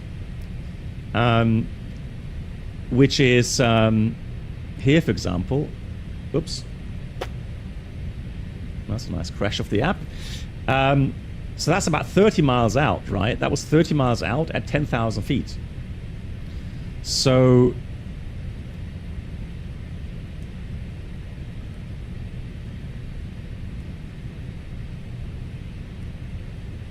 There we go. So again here, the addons waypoint, right? That's the level 100 to be at. And so that's literally, you know, if you then go from there, radar vectors to the final, it's not perfect idle power descent, but it's close to that, right? But again, it's hard to do that for airports that that are very busy, and obviously, yeah, don't allow you to do your own optimum descent, right?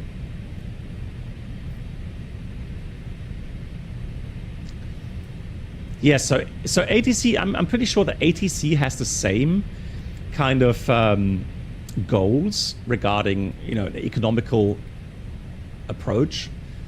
So I agree, they would do their best to cater for a you know, a continuous descent approach. Absolutely. Good. Let me just check the weather here real quickly for Marseille. Already, time flies when you're having fun, right? I mean, we're already getting close to the field. 10 o'clock. Yeah. So 0502. Well, that's definitely now. The wind has shifted, so that's definitely 3-1 approach, right? 28 degrees, 1014. Now the next question is, do we have control in Marseille? Oh, we do have control. Yes. So we could get ATIS as well. So let's go get destination arrival ATIS.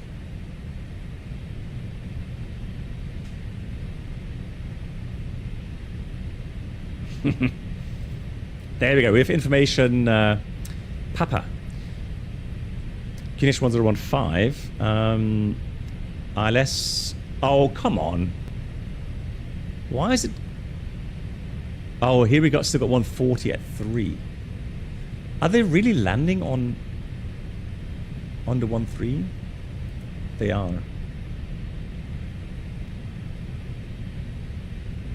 Okay. Guys, again, we're going to do the approach, even though if it's 13, but we're going to go around and then divert to Nice, okay?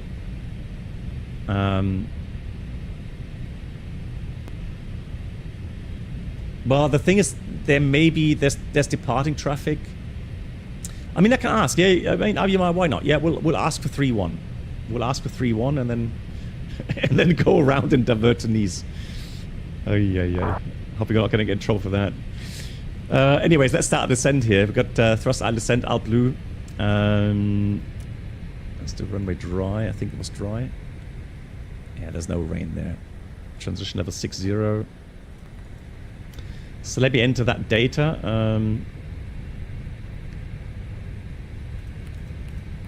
So 60. A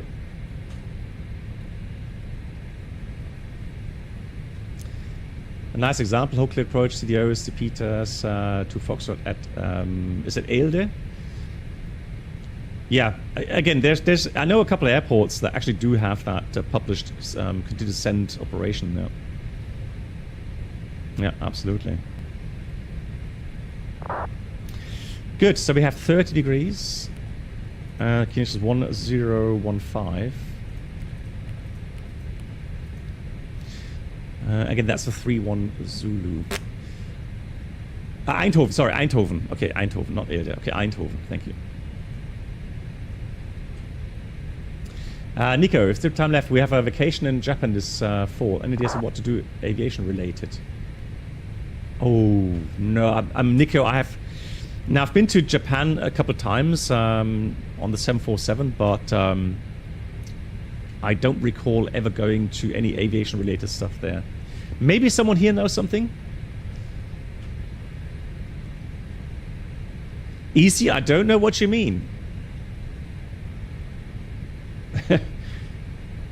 You see, I have a terrible long-term memory, Easy, so short-term is okay, but long-term, I tend to forget things.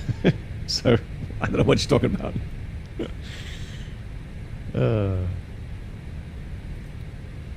Well, that was classic, yeah.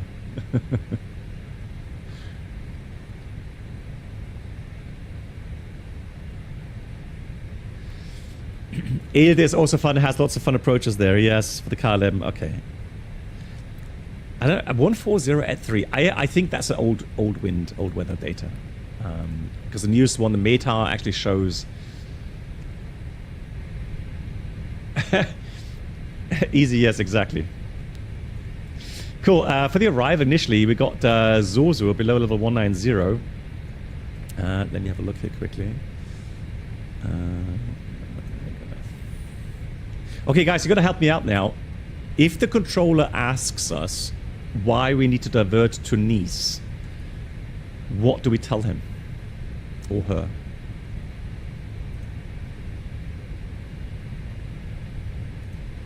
Serious question.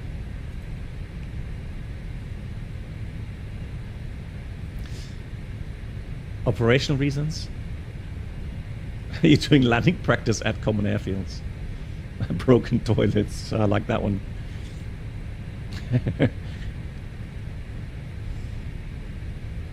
Entitled. Well, we're not allowed to do. So what we're not allowed to do? We're not allowed to do hijacking. Okay. If we say we're being hijacked, that's it. We're being booted off the network. So better sightseeing.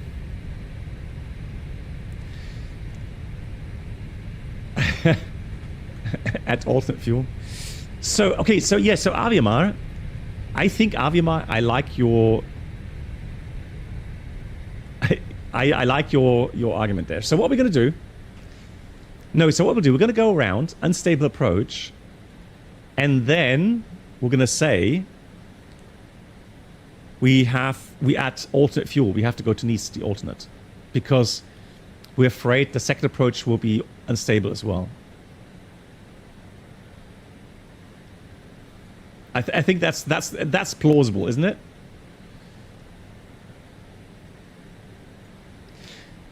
Because that's maybe like company SOP wise, and so.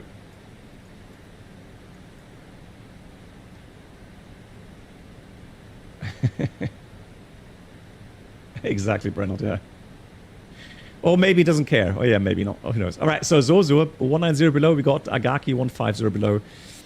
All correct, and then we should be in contact with approach by then. Zorzur, yeah. So we're gonna have 12435. So 12435 pre-selected. Actually, I can change that already. Let me change that here. So that way I can hear the controller. So Zorzur, we should have to call them latest. France 95 uniforme Max, trafic 319, course finale, piste 13 gauche, rappelé en vue. Oui, oui. La trafic en vue, France 95 uniforme Max. Yeah, easy. All right, cool. France 95 uniforme Max, derrière le trafic. Depuis Charlie Intel, ligne vous attendez, piste so we're descend towards Marseille right now. From Lipsu. Yeah, we got landing traffic currently. So we got departing traffic and landing traffic. We're going to have to go with 13, guys. So we'll take 13. So we'll take Zulu 13 left. Oh, let's take the Arnav. Let's take the Arnav 13 left. And then we'll do the transition. And let me have a look if I can find the 13s. 1 approach.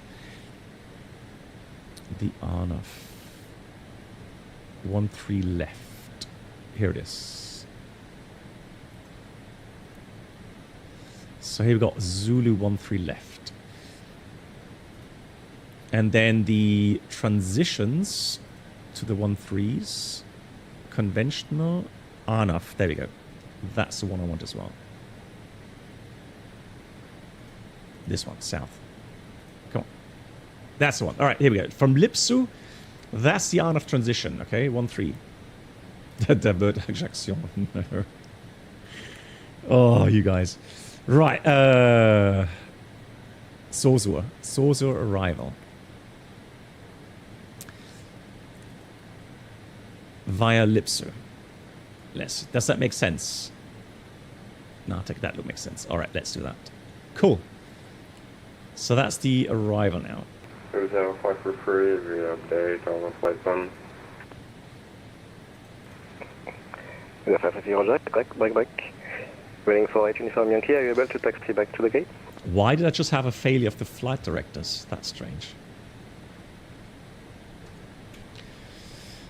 So let's have a quick look. Let's step through the legs page. So Sauzier, Agaki, 150 below. Wing 48 Uniform Yankee.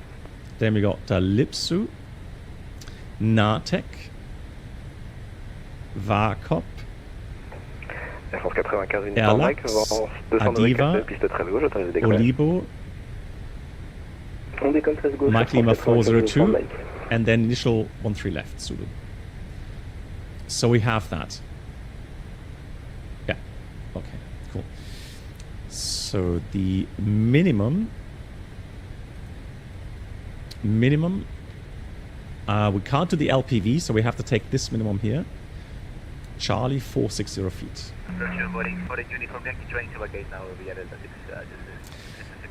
No, I need to flight simming, really. I don't do anything else at the moment. Gibraltar Tango Lima, via Charlie 1 at Open White, runway 13 left. Charlie 1 at Open White, 13 left, Diversion Tango.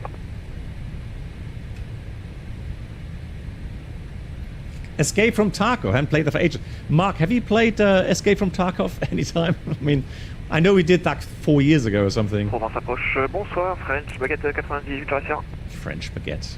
Love it. What a call sign. 90 Jurassien, Provence approche, je vous écoute. Well, no, there you go. Bonsoir, Beechcraft, modèle So we'll take 13 left. En direction de Montpellier, information, pas notée. So 68.1. Sounds good. Landing weight. Formation Québec en cours. Now we're going to do config 3. Je vous rappelle.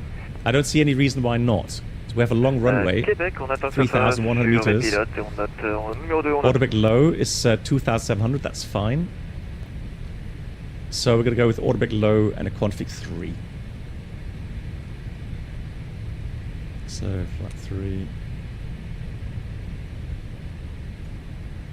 Yeah, Nate, ask us. We were like, we were so terrible, so that's why. Yeah, so it was frustrating. So config 3 here as well. Config 3 over the panel. Oh, we have to descend. Open descend here. Wedding 48 Uniform Yankee, taxi stand 3 Alpha. Sorry, 3 Bravo, via Charlie and Golf 6. Charlie and Delta 6 to stand 3 Bravo, Wedding 48 Uniform Yankee, thank you for all the help. Bye, thank you. No problem. Air France 95 Uniform Mike, identifié, passant en 3. Yeah, Reynolds, it's unfortunately one of those things that we have to get used to, right? Air France 95 Uniform Mike. Gibraltar Tango Lima, winds 2004 knots, runway 13 left, cleared for takeoff. For takeoff 13 left, Gibraltar Tango Lima. It's a shaking again with the speed brakes. I thought I had deactivated that. Runway 88 Charlie Sierra pour la clearance. C'est à copier, French, baguette 98, Jurassien. So, yeah, so we're going to do the approach. Let me just talk you through the missed approach as well. So we got the transition. Final approach is from Fox 13 left Zulu. We have 3 degree down to the minimums. Missed approach is straight ahead, Mike Lima 408, right, max 200 knots, to Lipsu, climb 4000 to join the holding there. So now we got speed descent out blue.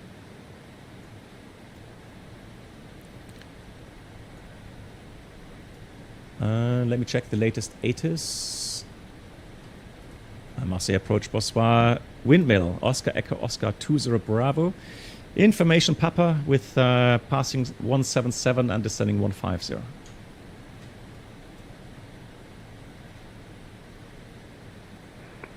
Windmill 20 Bravo, cross approach, good evening, Squawk 1000.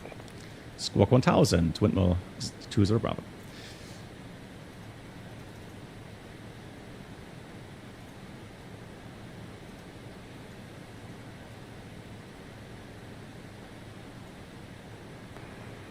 Windmill 20 Bravo, identified, passing through flight level 167.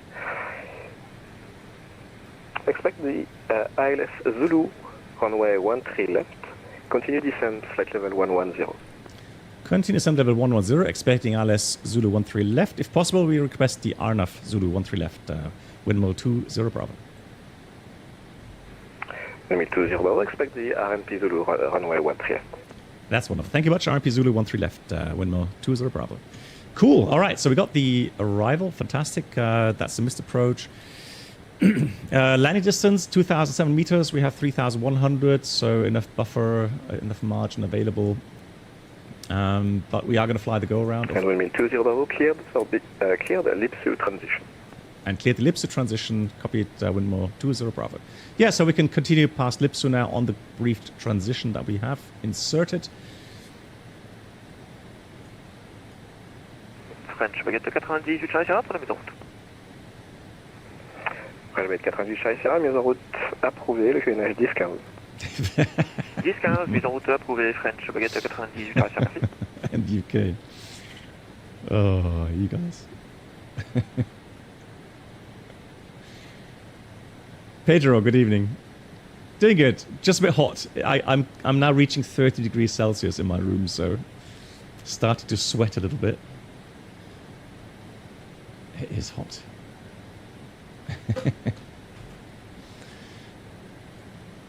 Seatbelts. Thank you. Seatbelts on. We've got to wait until we get the altimeter set to the QNH before we can read the approach checklist. Please ensure your cabin back is safely stowed. Reynolds, no. So, I mean, you know, I think it would be a good idea to get a quote now. I think it's more appropriate during winter time, right? Yes, sweatbox. Yeah, absolutely. Merci de monter sur 122 Air France 95 uniforme Mike, bonne soirée.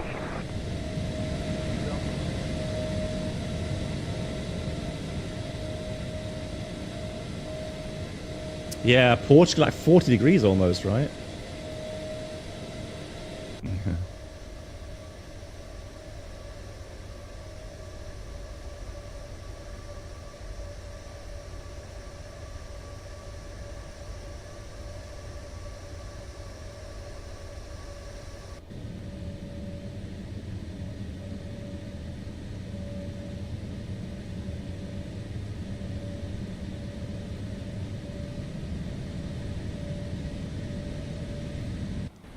Hello, Dirkster. Good evening.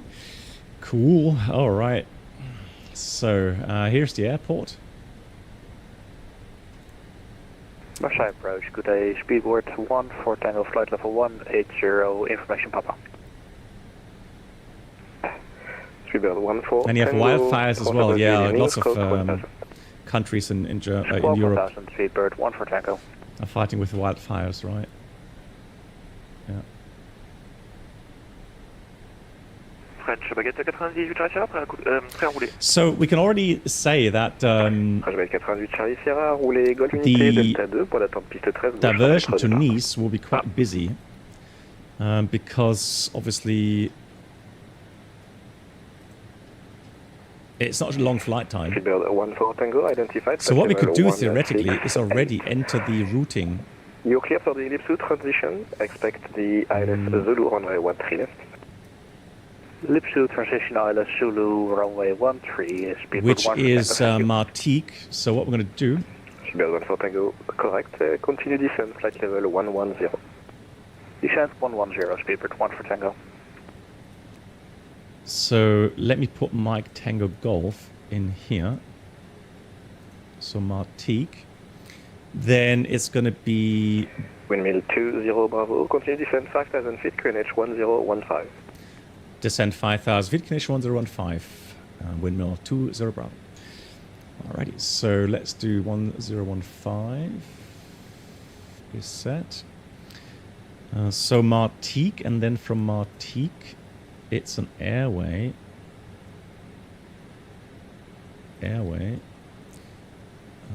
701, Golf 701. Uh-oh. There we go, Golf 70. Speedboard Tango, Lima. Sorry, forgot about you. Continue climb flight level 140. And then Birgo, and then the Birgo arrival. As flight recruiter, we update our flight plan.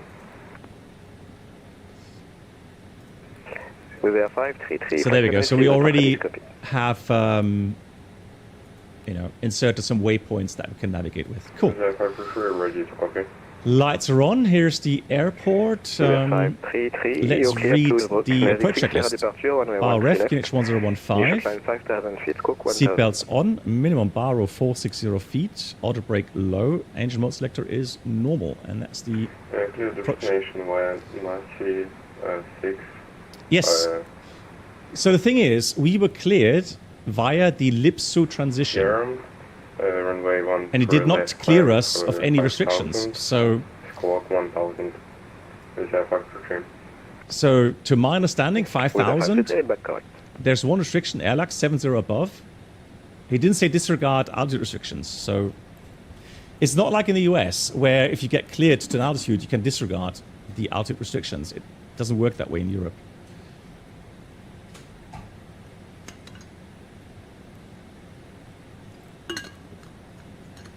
What's the favorite destination you've flown to in your career? Worldwide? I used to love to fly to Santiago de Chile on the 747. That was really spectacular.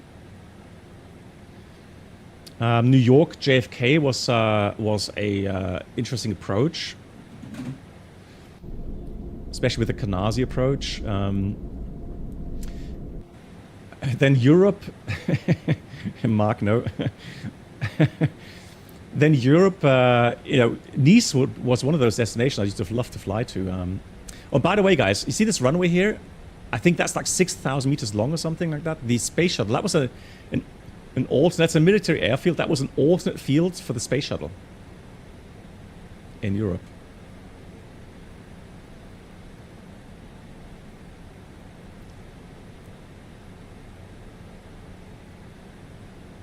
Yes, if you're on a heading, so if you go away from the rival routing, then yes, then you can't do the restrictions on, because the restrictions are tied to the arrival routing.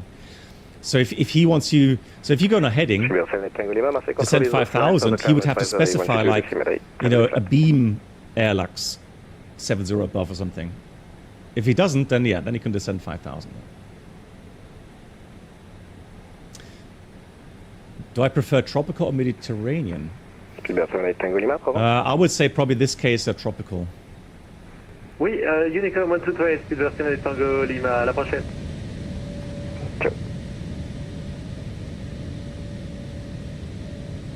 Yeah, 568, stand 35 sharply, progress pushing start. With 550, pushing start approved, face north, QNH 1015. Face south to 532. Sven is asking right now if he should do a flight test. 14 Tango, continue descent 5,000 feet, QNH he did that already, didn't he? 5,000 feet, QNH 1015, speedbird 1. I would say, I mean, the only interesting thing is Sven probably has some good understanding regarding pitch and power values of the Neo 321. So his memory will probably be a bit fresher than mine. Or maybe he has some other specific 321 Neo knowledge that he can share in that case. That runway, yeah, that's like 6,000 meters, I think, if I remember correctly.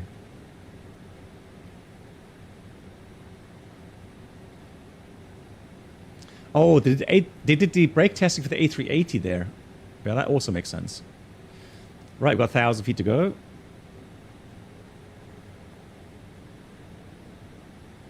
And I'm probably going to start slowing down in a second.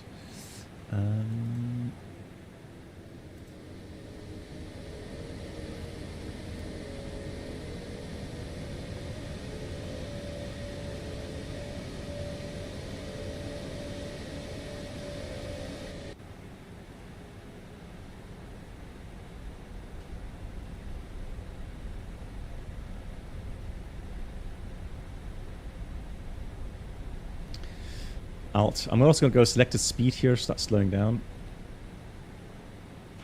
Although, I tell you what, no, well, we've got 210 knots here at the next waypoint.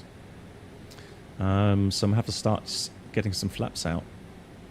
VDEF is showing, means our approach phase is activated. That is active. Here comes flaps 1. Speed's checked. Flaps 1. Speed going 210.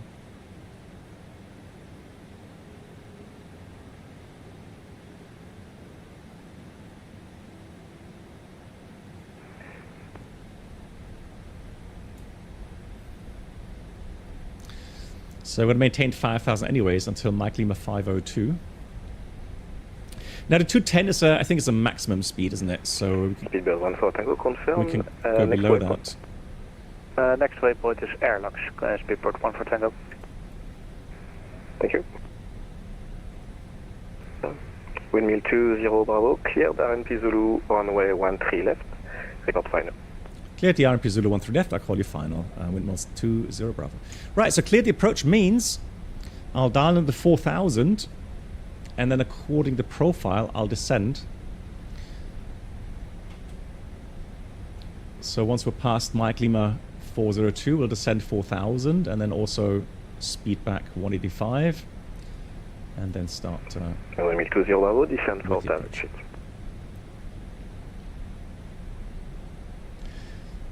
Yeah, I mean, if ATC doesn't give you any speed restrictions. Windmill 20 Bravo, confirm descending 4,000 feet. We have Mike Lima 402, 5,000 or above as a restriction. So we'll descend past Mike Lima 402. Yeah, that's correct. Just to confirm that I gave you the instruction. But that's okay. Thank you. Oh, yes, you did. Yeah, so descending 4,000 for the approach as well. Thank you. So we got thrust idle descent out blue. Here comes flaps 2. Speed is checked. Flaps 2 and 180 knots now. Provence, straight ahead. Beautiful area in France.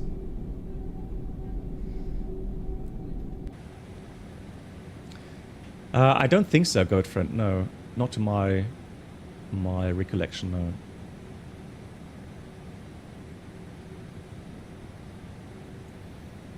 Right, there's the runway. It's a beautiful area here. Really lovely. Out star.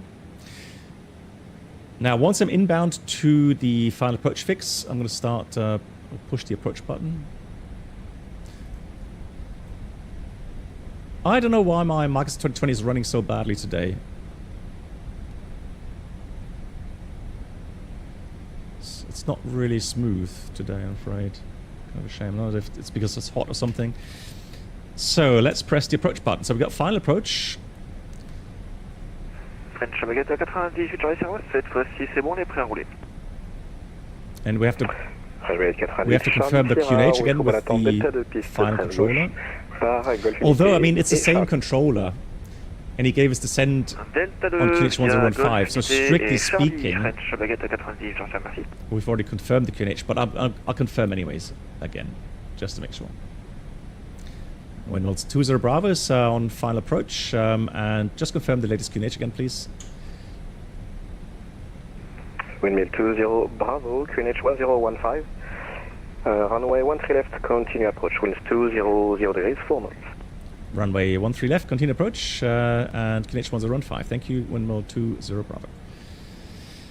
Right, so missed approach is 4,000. So missed approach altitude 4,000 is set. Speedbird 14 Tango, descend 4,000 feet, clear the left approach, runway 13 left. So they have very nice lavender fields. 13 left, Speedbird 14 Tango. Let's go manual thrust. Manual flight.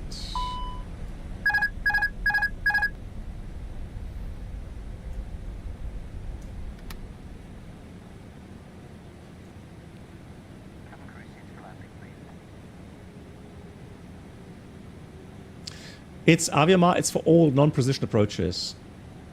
We have to confirm the latest QNH with the tower. And the reason is, remember the aircraft that had the wrong QNH setting in Paris?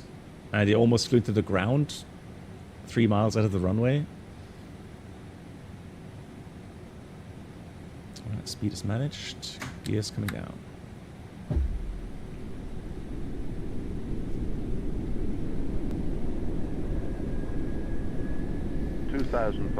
Flap 3, final setting. now we're just going to wait for Approach, the... good evening, EZ21 Romeo code for you, bus 319 standard. Charlie, information Papa requesting IFR to Gatwick, please. EZ21 Romeo Golf, Transapproach, good evening, information Quebec is current, you are cleared to Gatwick, Etrek 6 Sierra departure, runway 13 left, initial climb, flight level 70, scope 5604. Yeah, so if the weather is good, I do tend to fly a lot manual and raw data. So, windmill 20 Bravo, runway 13 left, clear to land. 13 left, clear land, windmill 20 Bravo. So when I was flying to Munich with the 787 the other day, I flew. We had beautiful weather, so I flew raw data, manual flight, even the intercepts. So even the ILS intercept, everything manual.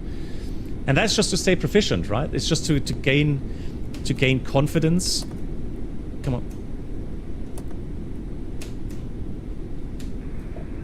With Air 533, taxi holding point Charlie 1, runway 13 left. Right, landing checklist. Ikamimo, landing no blue. Landing checklist complete.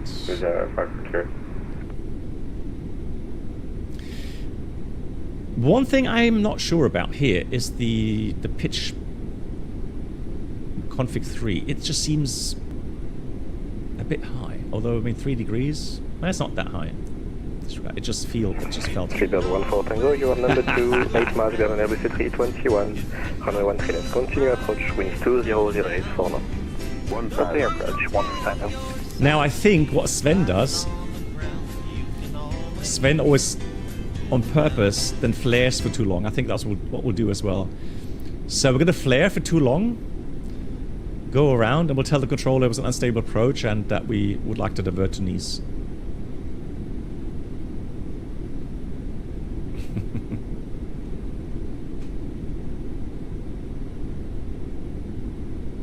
Above.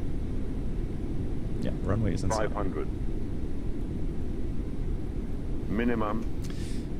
Continue. 400.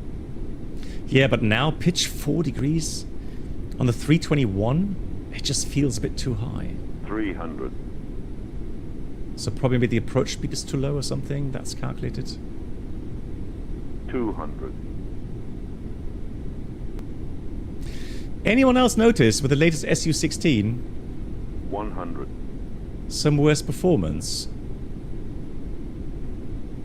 50 40 30 20 retard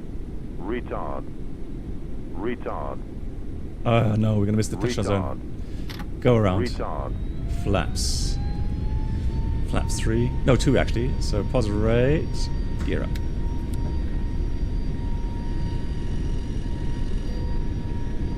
And we have enough. Windmill 20 Bravo, unstable approach going around. Windmill 20 Bravo, roger, follow standard missed approach, climb 5,000 feet. Standard missed approach, climb 5,000, Windmill 20 Bravo. Wow, that pitch command there, wow, that's huge.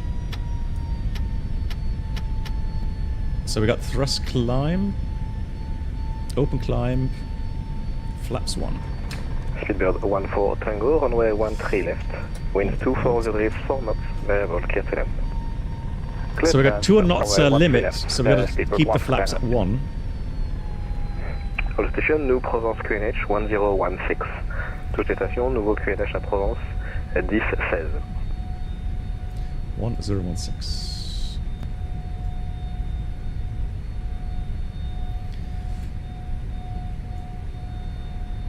And windmill 20 Bravo request. Go ahead. Yes, due to our fuel situation, we would request a diversion to Nice, please. Windmill 20 Bravo, that's copied. Turn left direct Mike Uniform Sierra. Left direct Mike Uniform Sierra, thank you, windmill 20 Bravo. That's pretty good actually. And windmill 20 So we're going to do it. Secondary flight plan. At discretion to activate. Flight level 110. Direct. Oh, did I program that? What happened to my Mike Uniform Sierra? Alright, we'll do it this way. Windmill 20 Bravo, you can climb at discretion, flight level 110. Climb flight level 110, thank you, Windmill 20 Bravo. So we're going to do thrust climb, open climb. 1.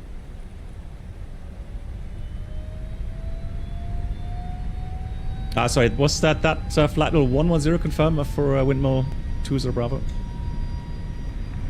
That's correct, flight level 110. 110, thank you. Yeah, I don't know, very far there. I thought I heard 130, but 110. So up we go. And then we're going to go increase the speed to 50. Let's do that selected while we enter the data. Runway 88, Charlie Sierra. Confirmé, trafic à 320 sur les ombres, piste 13 gauche en vue. Trafic en vue, French, baguette 98 à Charlie Sierra. Runway 88, Charlie Sierra, depuis Delta, alignez-vous et attendez, piste 13 gauche.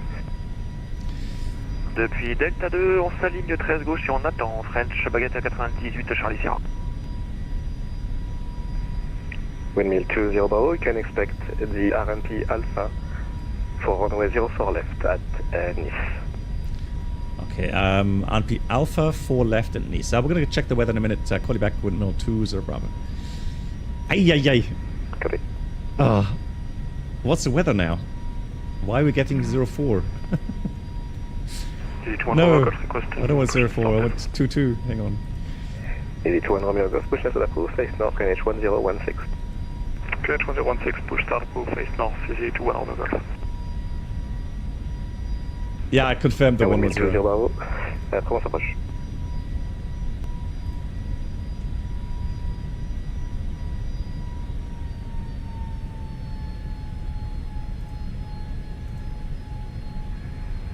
Windmill 20 Bravo, comment s'approche? Windmill 20 Bravo, go ahead. Windmill 20, yes, I have a mistake. You can expect the RMP Zulu, runway 04 left, and you can go direct Lempu, Lima, Echo, Mike, Papa, Uniform. Okay, direct to Lempu, copied the RMP Zulu 4 left, Windmill 20 Bravo.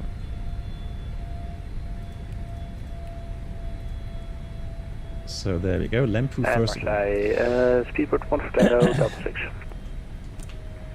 Seabird 14 Tango, welcome to Provence, taxi stand. Yes, so 6 Alpha. I will ask him for the 2-2 approach. 6 Alpha 5 Charlie and Go 5 Speedbird 1 Tango.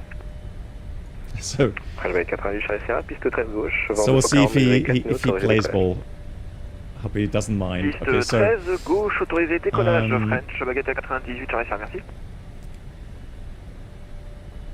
so we did say we want to fly the RP Delta. No, not Delta. Sorry, the Zulu. And Windmill 20 Bravo request. Go ahead. Yes, for practices purposes, we would appreciate the RP Zulu 22 right in these, please. Windmill 20 Bravo information. Unfortunately, I do not cover this. Just give you some expectations. I will leave my airspace in about 3 minutes. Okay, that's copied. Fine. Okay, then we know. Thank you, Windmill 20 Bravo. So that means we can do what we want after we leave his station there. Okay. So I'm going to put the approach in 22 right. So we'll take with 533 land up the right, Zulu. 13 left. And let's just check if we have an arrival. So a star with that. Or transition, I should say. Yeah, via SOTOX. So I'll select via SOTOX, insert. So once he lets us change frequency, Bonsoir, Papa. Hotel Kilo Foxtrot Charlie. we're going to go Lempu, Papa Hotel Kilo Foxtrot Charlie. direct SOTOX for the approach there.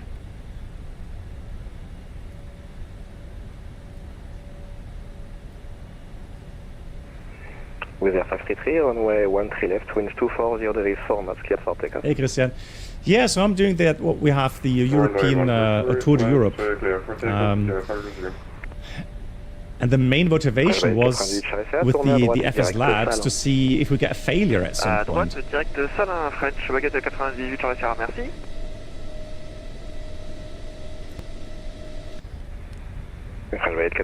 So I actually have the Et on poursuit vers le 80 French baguette 98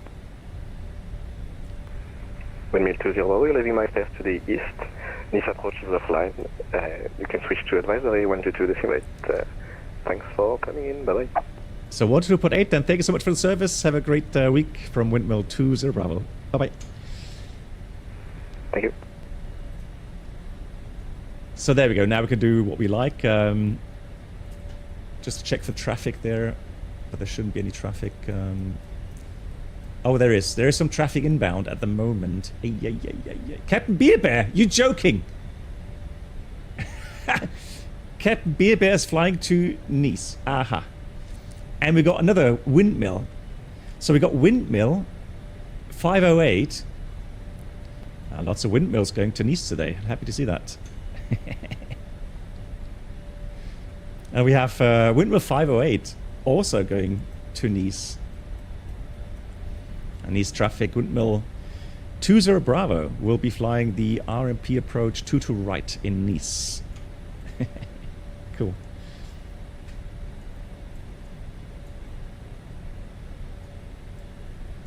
Excellent. All right, so performance. Let's go back. We need to change some things. So first of all, let me get progress. Let me put that to 110 again. Hopefully forcing the system back to... that's an activate approach phase. So the weather was as follows. So we have... let me put in, I don't know, 225 or something. Temperature is 29 and 1014. 1014, 29. And then last thing we'll do is to enter the minimums. So again, all I want to see is how this approach is programmed, vertically and laterally. So then we'll see just out of curiosity how the aircraft manages that, because it could be very cool.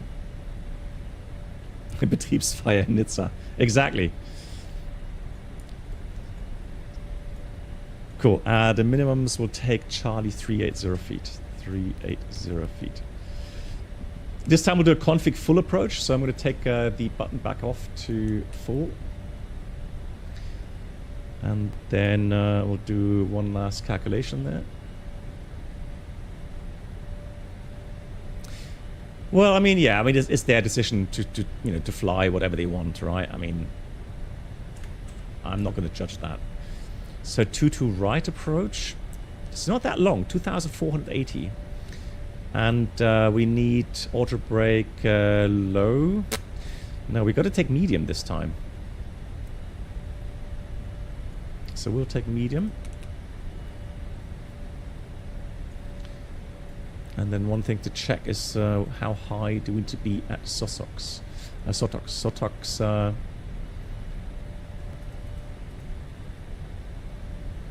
Well, let me put that to 5,000. Is plenty, right? 5,000 SOTOX? Yeah, let's do that. So the FMS can calculate with something. There we go. Insert.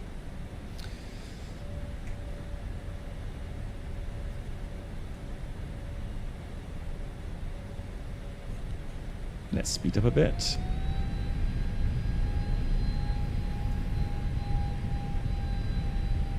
Now the problem is, since it's already in the approach mode, and again I can't get it back into the cruise mode, which is kind of weird. Hey, Aviation.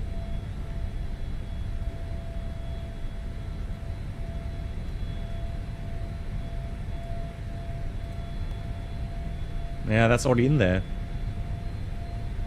I mean, I could try again, put that in there. Yeah, it doesn't reset. That's the problem. So I think that's bugged here on the. But it doesn't matter. We can calculate the descent anyway. So we need to do 6,000 feet to get to 5,000, right? So 6,000 feet times 3 is 18 miles.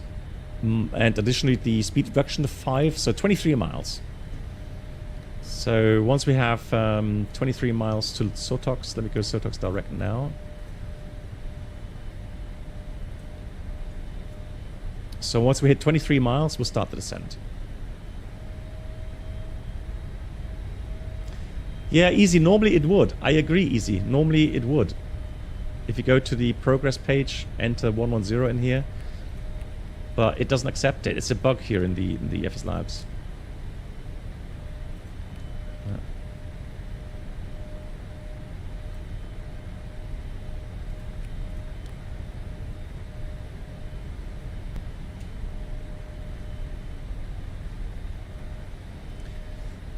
Nice sightseeing tour along the coastline here. Beautiful.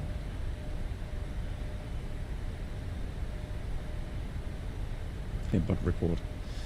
Yeah, we got lots of bugs. Look at that. See all those bugs? Lots of them. So VATSIM radar has shown that I'm diverting to Nice. Nice.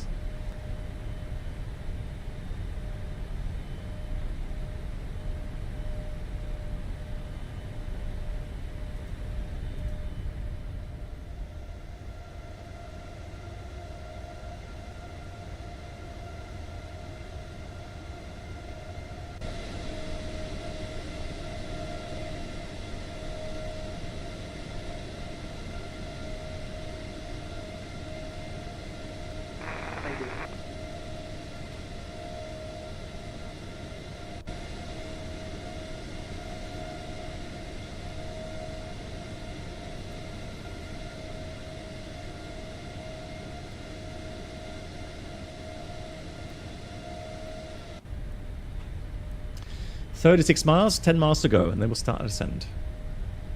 I can already see the airport here.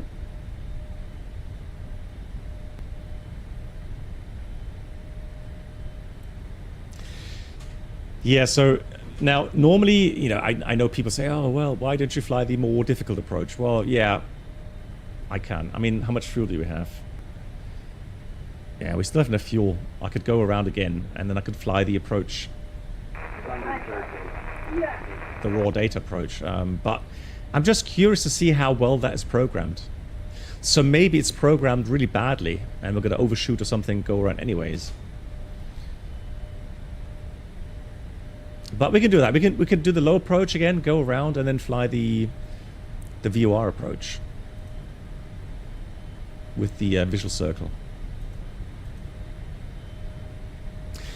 So if you do that, so if we do that, then definitely what I would do is put the runway threshold in here, right? So I can put 22 right in here.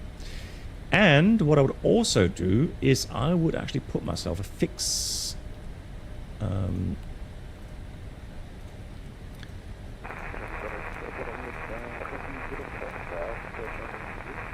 So what's the runway track? The runway track.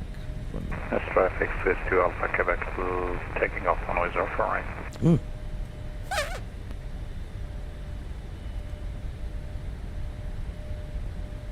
That's 043. Right, let's descend. So 5,000 is 5,000, 26 miles, open descent. And we're going to go to 250 knots. There we go. 043. So that's for the extended center line, right? And also now I think I would be about maybe, how many miles would that be? 1.5. Yeah, let's put 1.5 miles. So what I'll do, I'm going to make a waypoint, pilot's waypoint. We'll call that, oops, Nice 01.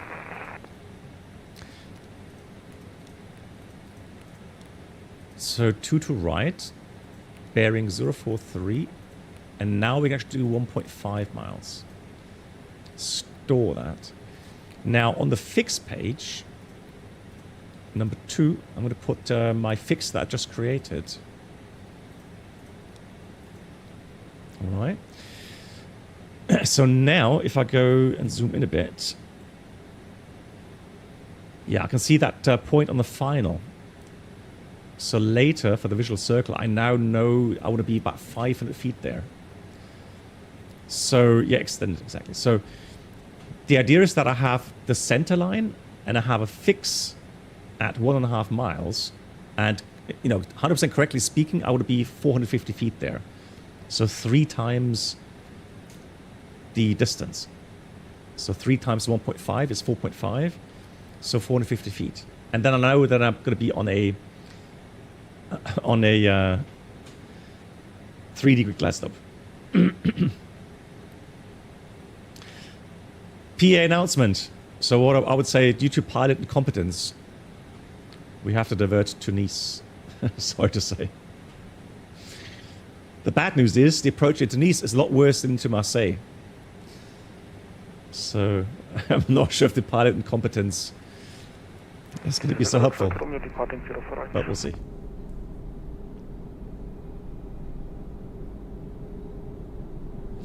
First question, when will be your last flight? Mid-October. Somewhere between 15th to 20th of October. Blame the co-pilot, yeah. As always. Yeah, the poor co-pilots. Man, how often co-pilots save the day, honestly. They don't, or they rarely get the credit for it. Good, let's set the altimeter. So we've got 1014. And then we read the approach checklist again. We've got Bauer F, QNH 1014. Seatbelts on, minimum, Baro 380 feet, auto brake medium, and engine mode selector normal. Approach checklist. Oh, absolutely. No doubt. No doubt. I owe the co-pilots a lot. The same that the captains that I had when I was a first officer, they also owe me. All right. So I know very well what co-pilots do and how often they save the day. So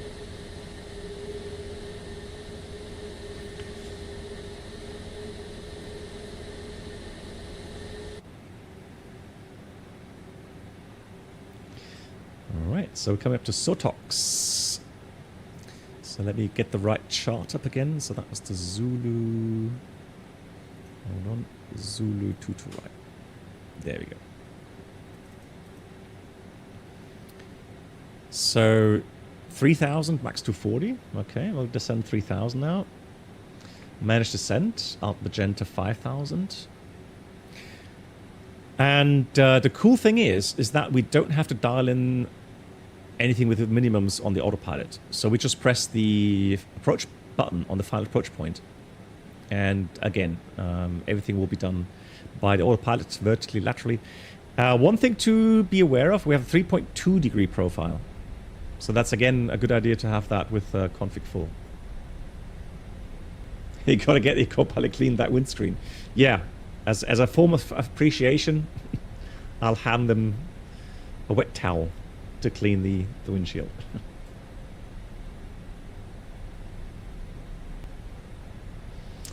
Yes, Sebastian, yes, it'll be my retirement, yeah.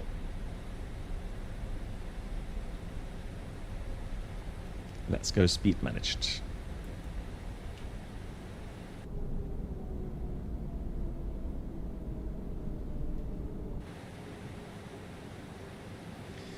Flaps 1. Speed checked. Flaps 1. So descend to blue. And descend out blue. 3,000. Actually, we go 2,000 now, actually. So we got 3,000 magenta.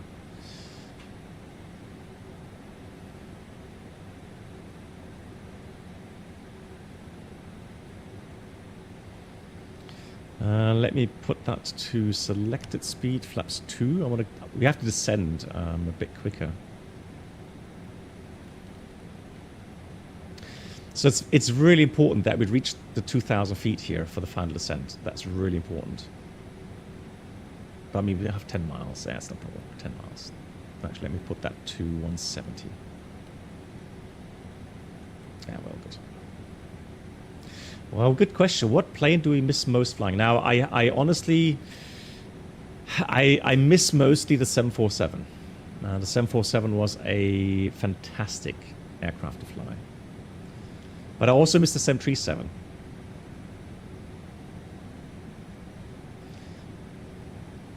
And I know people say, oh, why don't you miss the A320? Well, I don't know. I don't miss the 320 much. I don't. It's just... The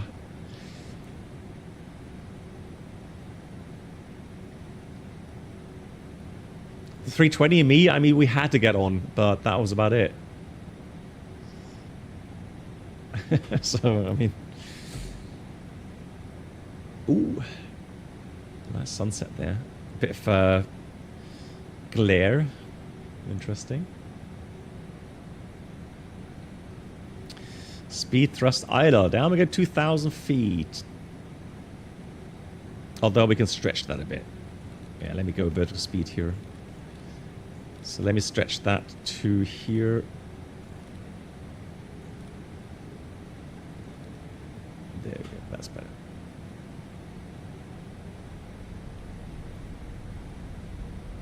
Yep, sun is a threat, I agree. Enzo, I don't think they do that these days. The thing is that we have so many pilots retiring. This checked.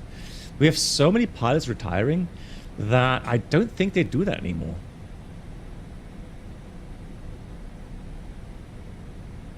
I can't believe someone heard say they like the cramped 737.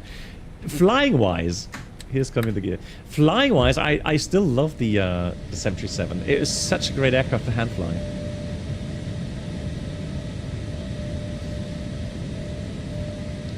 Well, Sebastian, if you saw a picture of me, you would see grey hair, then you would believe me. Yeah, it's always hard to judge people by their voice, but I've got grey hair, so good. So we've inbound to the final approach point. Let me press the approach button now. So we've got final approach, and missed approach. Was it 3,000? Missed approach 3,000. Yeah. So 3,000. Yes, sir. It's strange to fly an aircraft that you need to trim. Yeah, that's true. But that's just the way it is. Cool. Let's go. Manage speed. Flaps 3. Speed is checked. Flaps 3. Let's arm the spoilers. And then we're going to go... Wait a few more seconds. Wow, that glare. Blimey. Going to wait for the config full until we start descent. The woodpecker sound? Yeah, I mean... But luckily the brain at some point just ignores that sound. Yeah, the 787 has automatic trim, yes. Well, to a certain point. Flaps full, speed check, flaps full. So it has a what's called speed trim. Is checked. So now, landing checklist, ECMM landing no blue. Right, let's see how the autopilot does it now.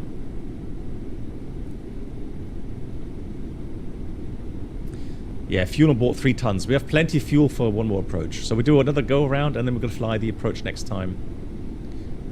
Raw data. So visually.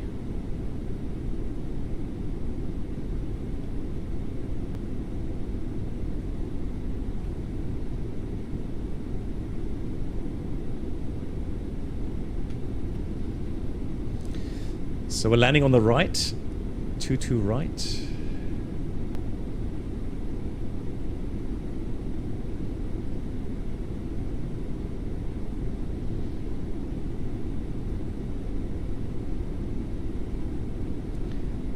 So that's the point with about 500 feet. Now, have a look here. Look how close you're flying towards the coastline, right? The flag 1,000 is checked.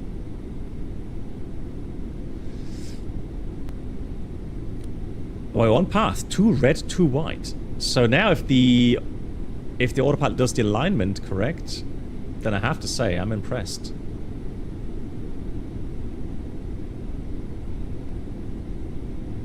So 1 white, 3 red, but apart from that, not bad at all.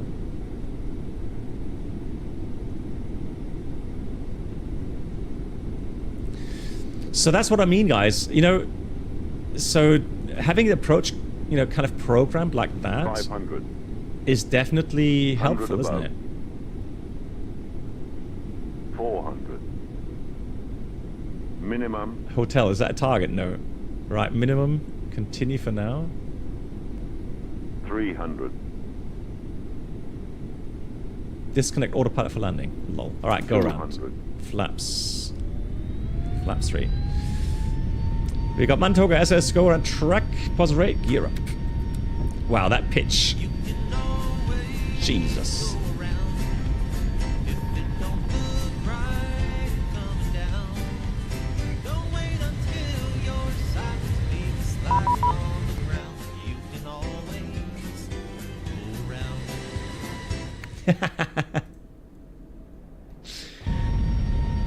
Right.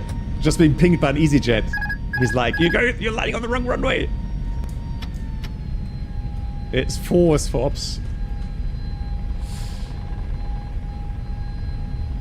Right, above F speed, let's go flaps 1. Speed check flaps 1.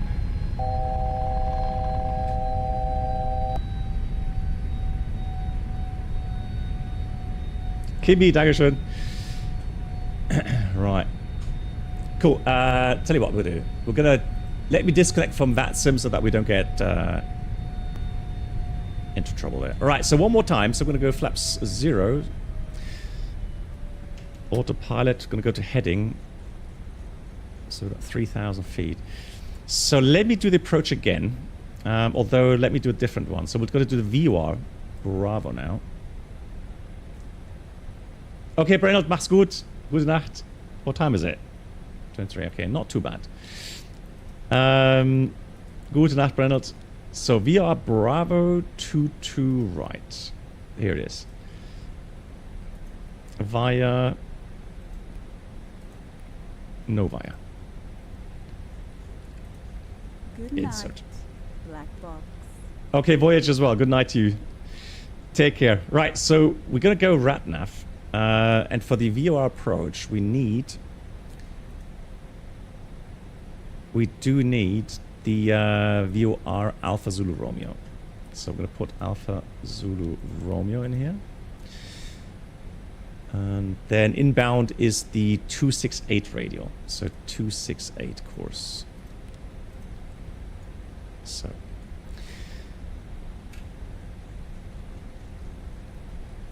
So the important thing is now that we're going to fly 3,000 feet BATPO, then we'll descend out of 3,000 at 12 degrees. We'll descend to a minimum of 1,500 feet. And then at 5.5, we have to fly visually. And then we go and fly that... where's the visual Bravo? Hold on. That's a Delta. Approach. So you have to be careful with the charts. So visual Bravo, here it is. 2-2.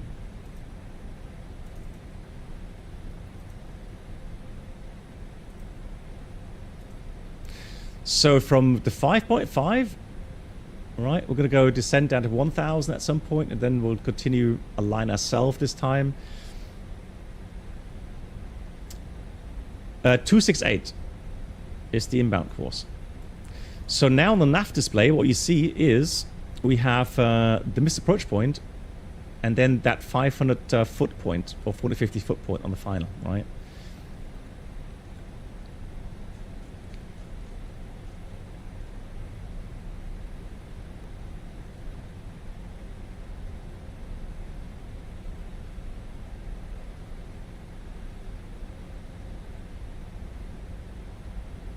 And Mirt Psycho, thank you much for watching.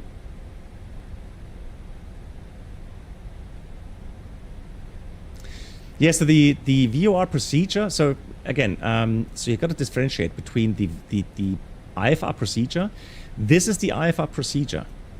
So the instrument procedure to get you down to 1,500 feet.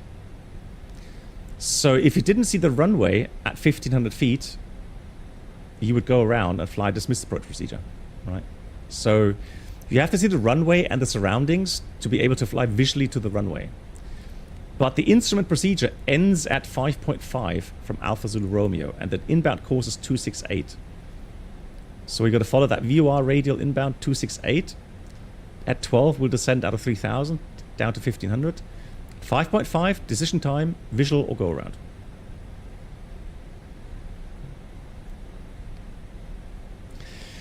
Good. Then we'll read one more time the approach checklist. Bar ref, QNH 1014. We have seatbelts on. Minimum bar row. Oh, hang on. Minimum bar. 1,500. See, that's why we read the checklist. Activate approach phase. 1,500. Minimum bar row 1,500. Auto brake medium. Engine mode selector normal. Approach checklist complete.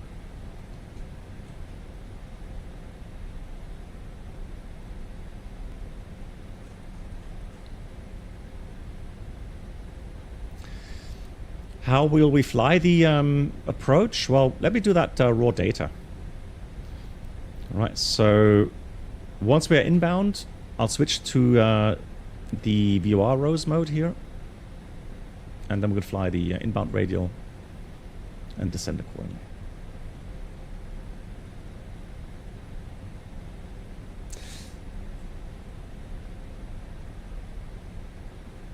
It's busy at Nice tonight. There's another aircraft coming in as well on the 4. Yeah, it's a good thing we disconnected this time.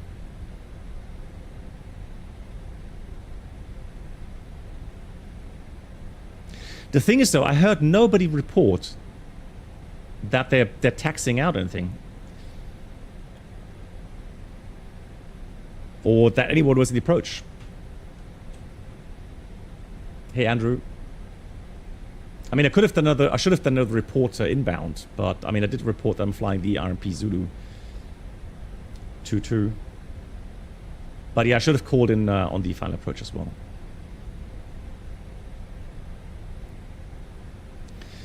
But it's one of those things, if nobody's talking, right, then and there's nobody on TCAS either, then I'm thinking, well, I'm on my own.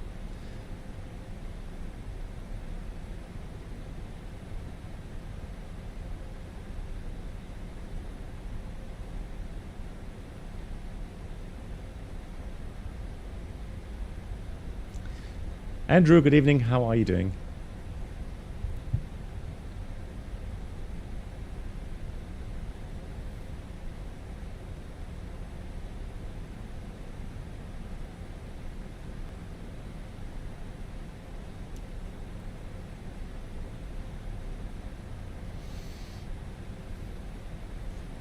Okay, so let me put that then to VR Rose mode. I'm going to put this to track FPA.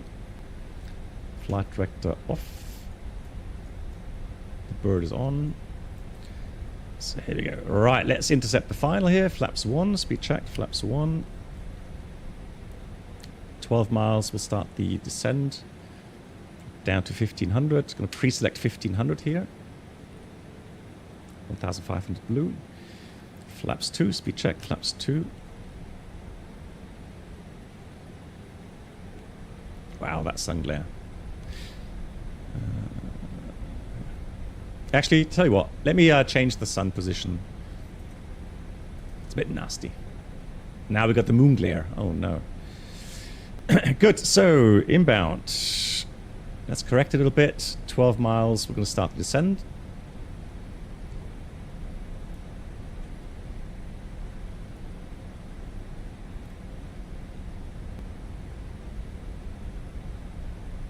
I'm going to pre-select the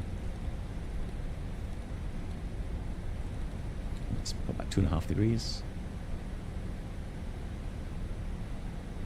Down we go. FPA, alt blue.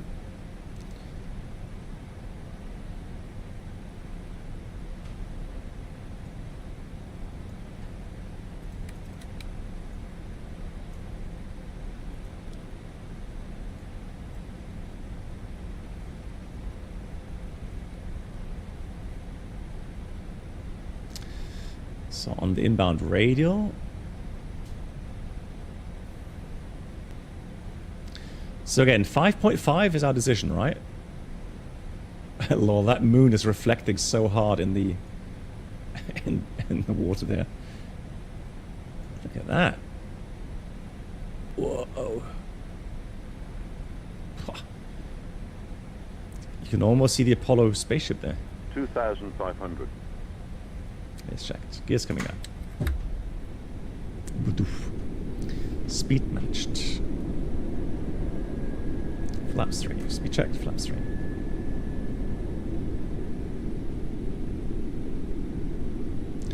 So what's really, really cool, if you manage to get to 1500 at 5.5 miles, right? Because then you can literally just continue on the 3-degree profile.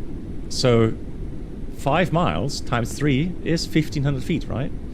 2,000. So this approach as well is tailor-made to a 3-degree profile. So luckily today we could clearly see the airport, we can see the surroundings, so we can continue autopilot off. So 5.5, we'll start the final descent.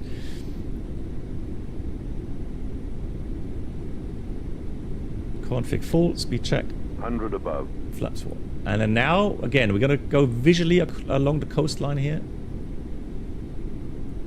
Missed approach, 3000 set.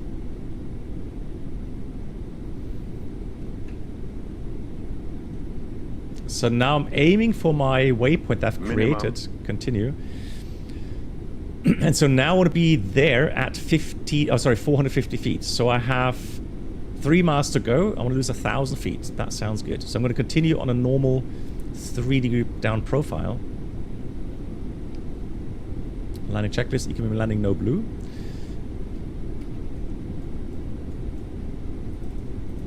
Manual thrust. So now the last trick is to make sure that we don't overshoot the final.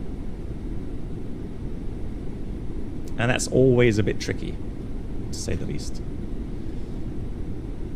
1,000. It's checked.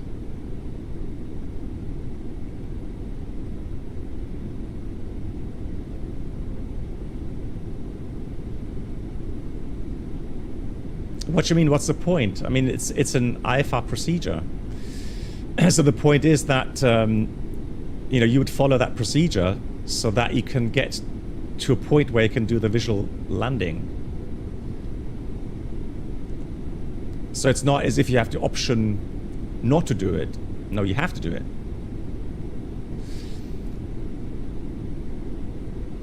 So I'm not seeing the poppies just yet, but I should be okay. Maybe just a tad low. Here's my waypoint, 500 feet. Now here's the thing, you've got to be so careful with the misjudging of the final turn, especially if you have wind from the north, from the south, because that could really push you hard over the center line. You see what I mean? Oh, descent, there we go.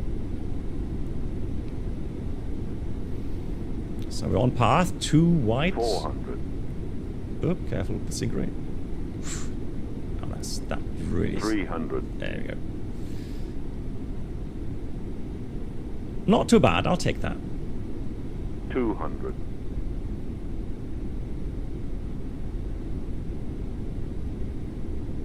100. 50. 40. 30. 20. Retard. 10. 5. Lol. What's that moving about? That was such a nice landing. Got spoilers. Reverse a green decel.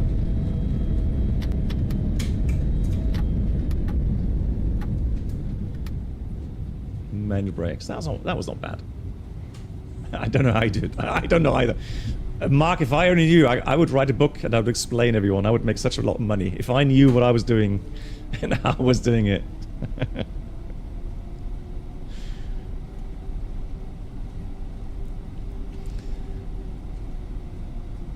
So, yeah, there we go. After landings. Now I only have to find out why performance is so bad on 2020 at the moment. That's horrible.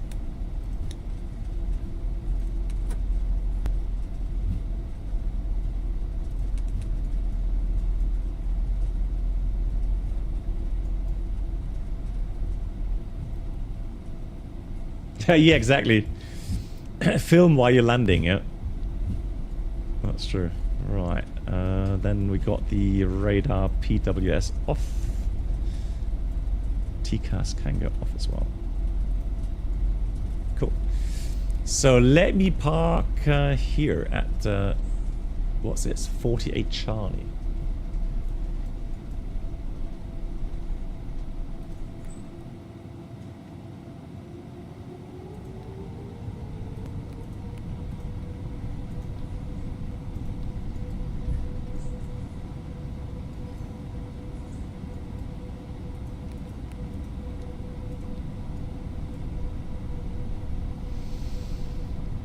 Let's see if that works.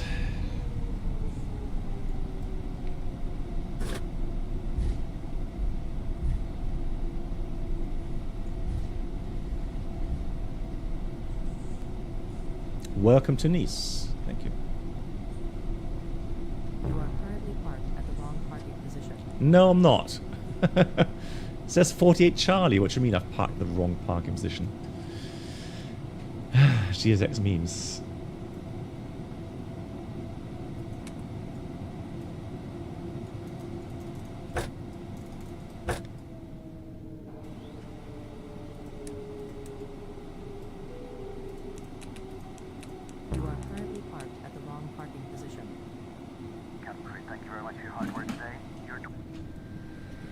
Nice. Nice Nice. Nice flight. Yeah, exactly. Cool. So, Constelex, you've got a question. Flying in the US with VATSIM, when I received the automatic clearance via ECARS, still need to request clearance via voice? No. Well, okay, hang on, depends. So, hey, so the thing is this. So, if you have ATC online, let's say you have, you know, a top sector that controls the airfield, or if you have a ground controller there at the airport, you would call in and say your call sign, DCL received, information Bravo, whatever, request pushback or request taxi, whatever. But normally, yes, normally you don't need to contact delivery, no. Not to my understanding, no.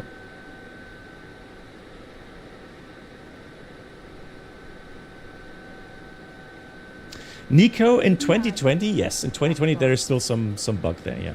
It's weird. Vitam, thank you so much. Cool. Right, lovely. That was flight number 20 on the European tour, or Tour de Europe. Let's look at the tech log real quickly. Yeah, so still good. And what about our landing rate? Hold on, let me just send off my report. You are currently parked at the wrong parking position. So BP711. Oh, we got to open the door, right? Hang on. Otherwise it won't log. Hang on, connection. Connections. Jobs.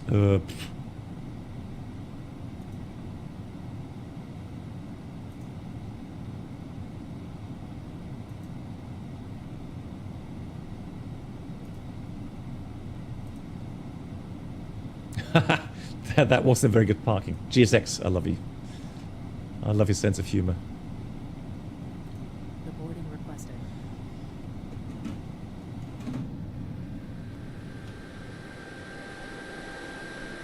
There you go. Okay, cool. Now we're getting there.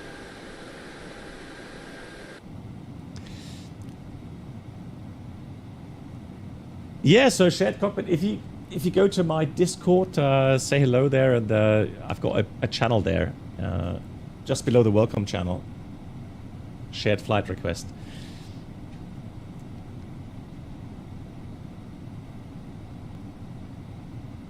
Always looking for some for both, for just flight sim enthusiasts, but of course, you know, some real world pilots from time to time as well. That would be cool. Parking checklist. Park brake or chock. Park brake is set. We have the engines off and the fuel pumps off. Park check. The victims. Victims, easy targets. Lol.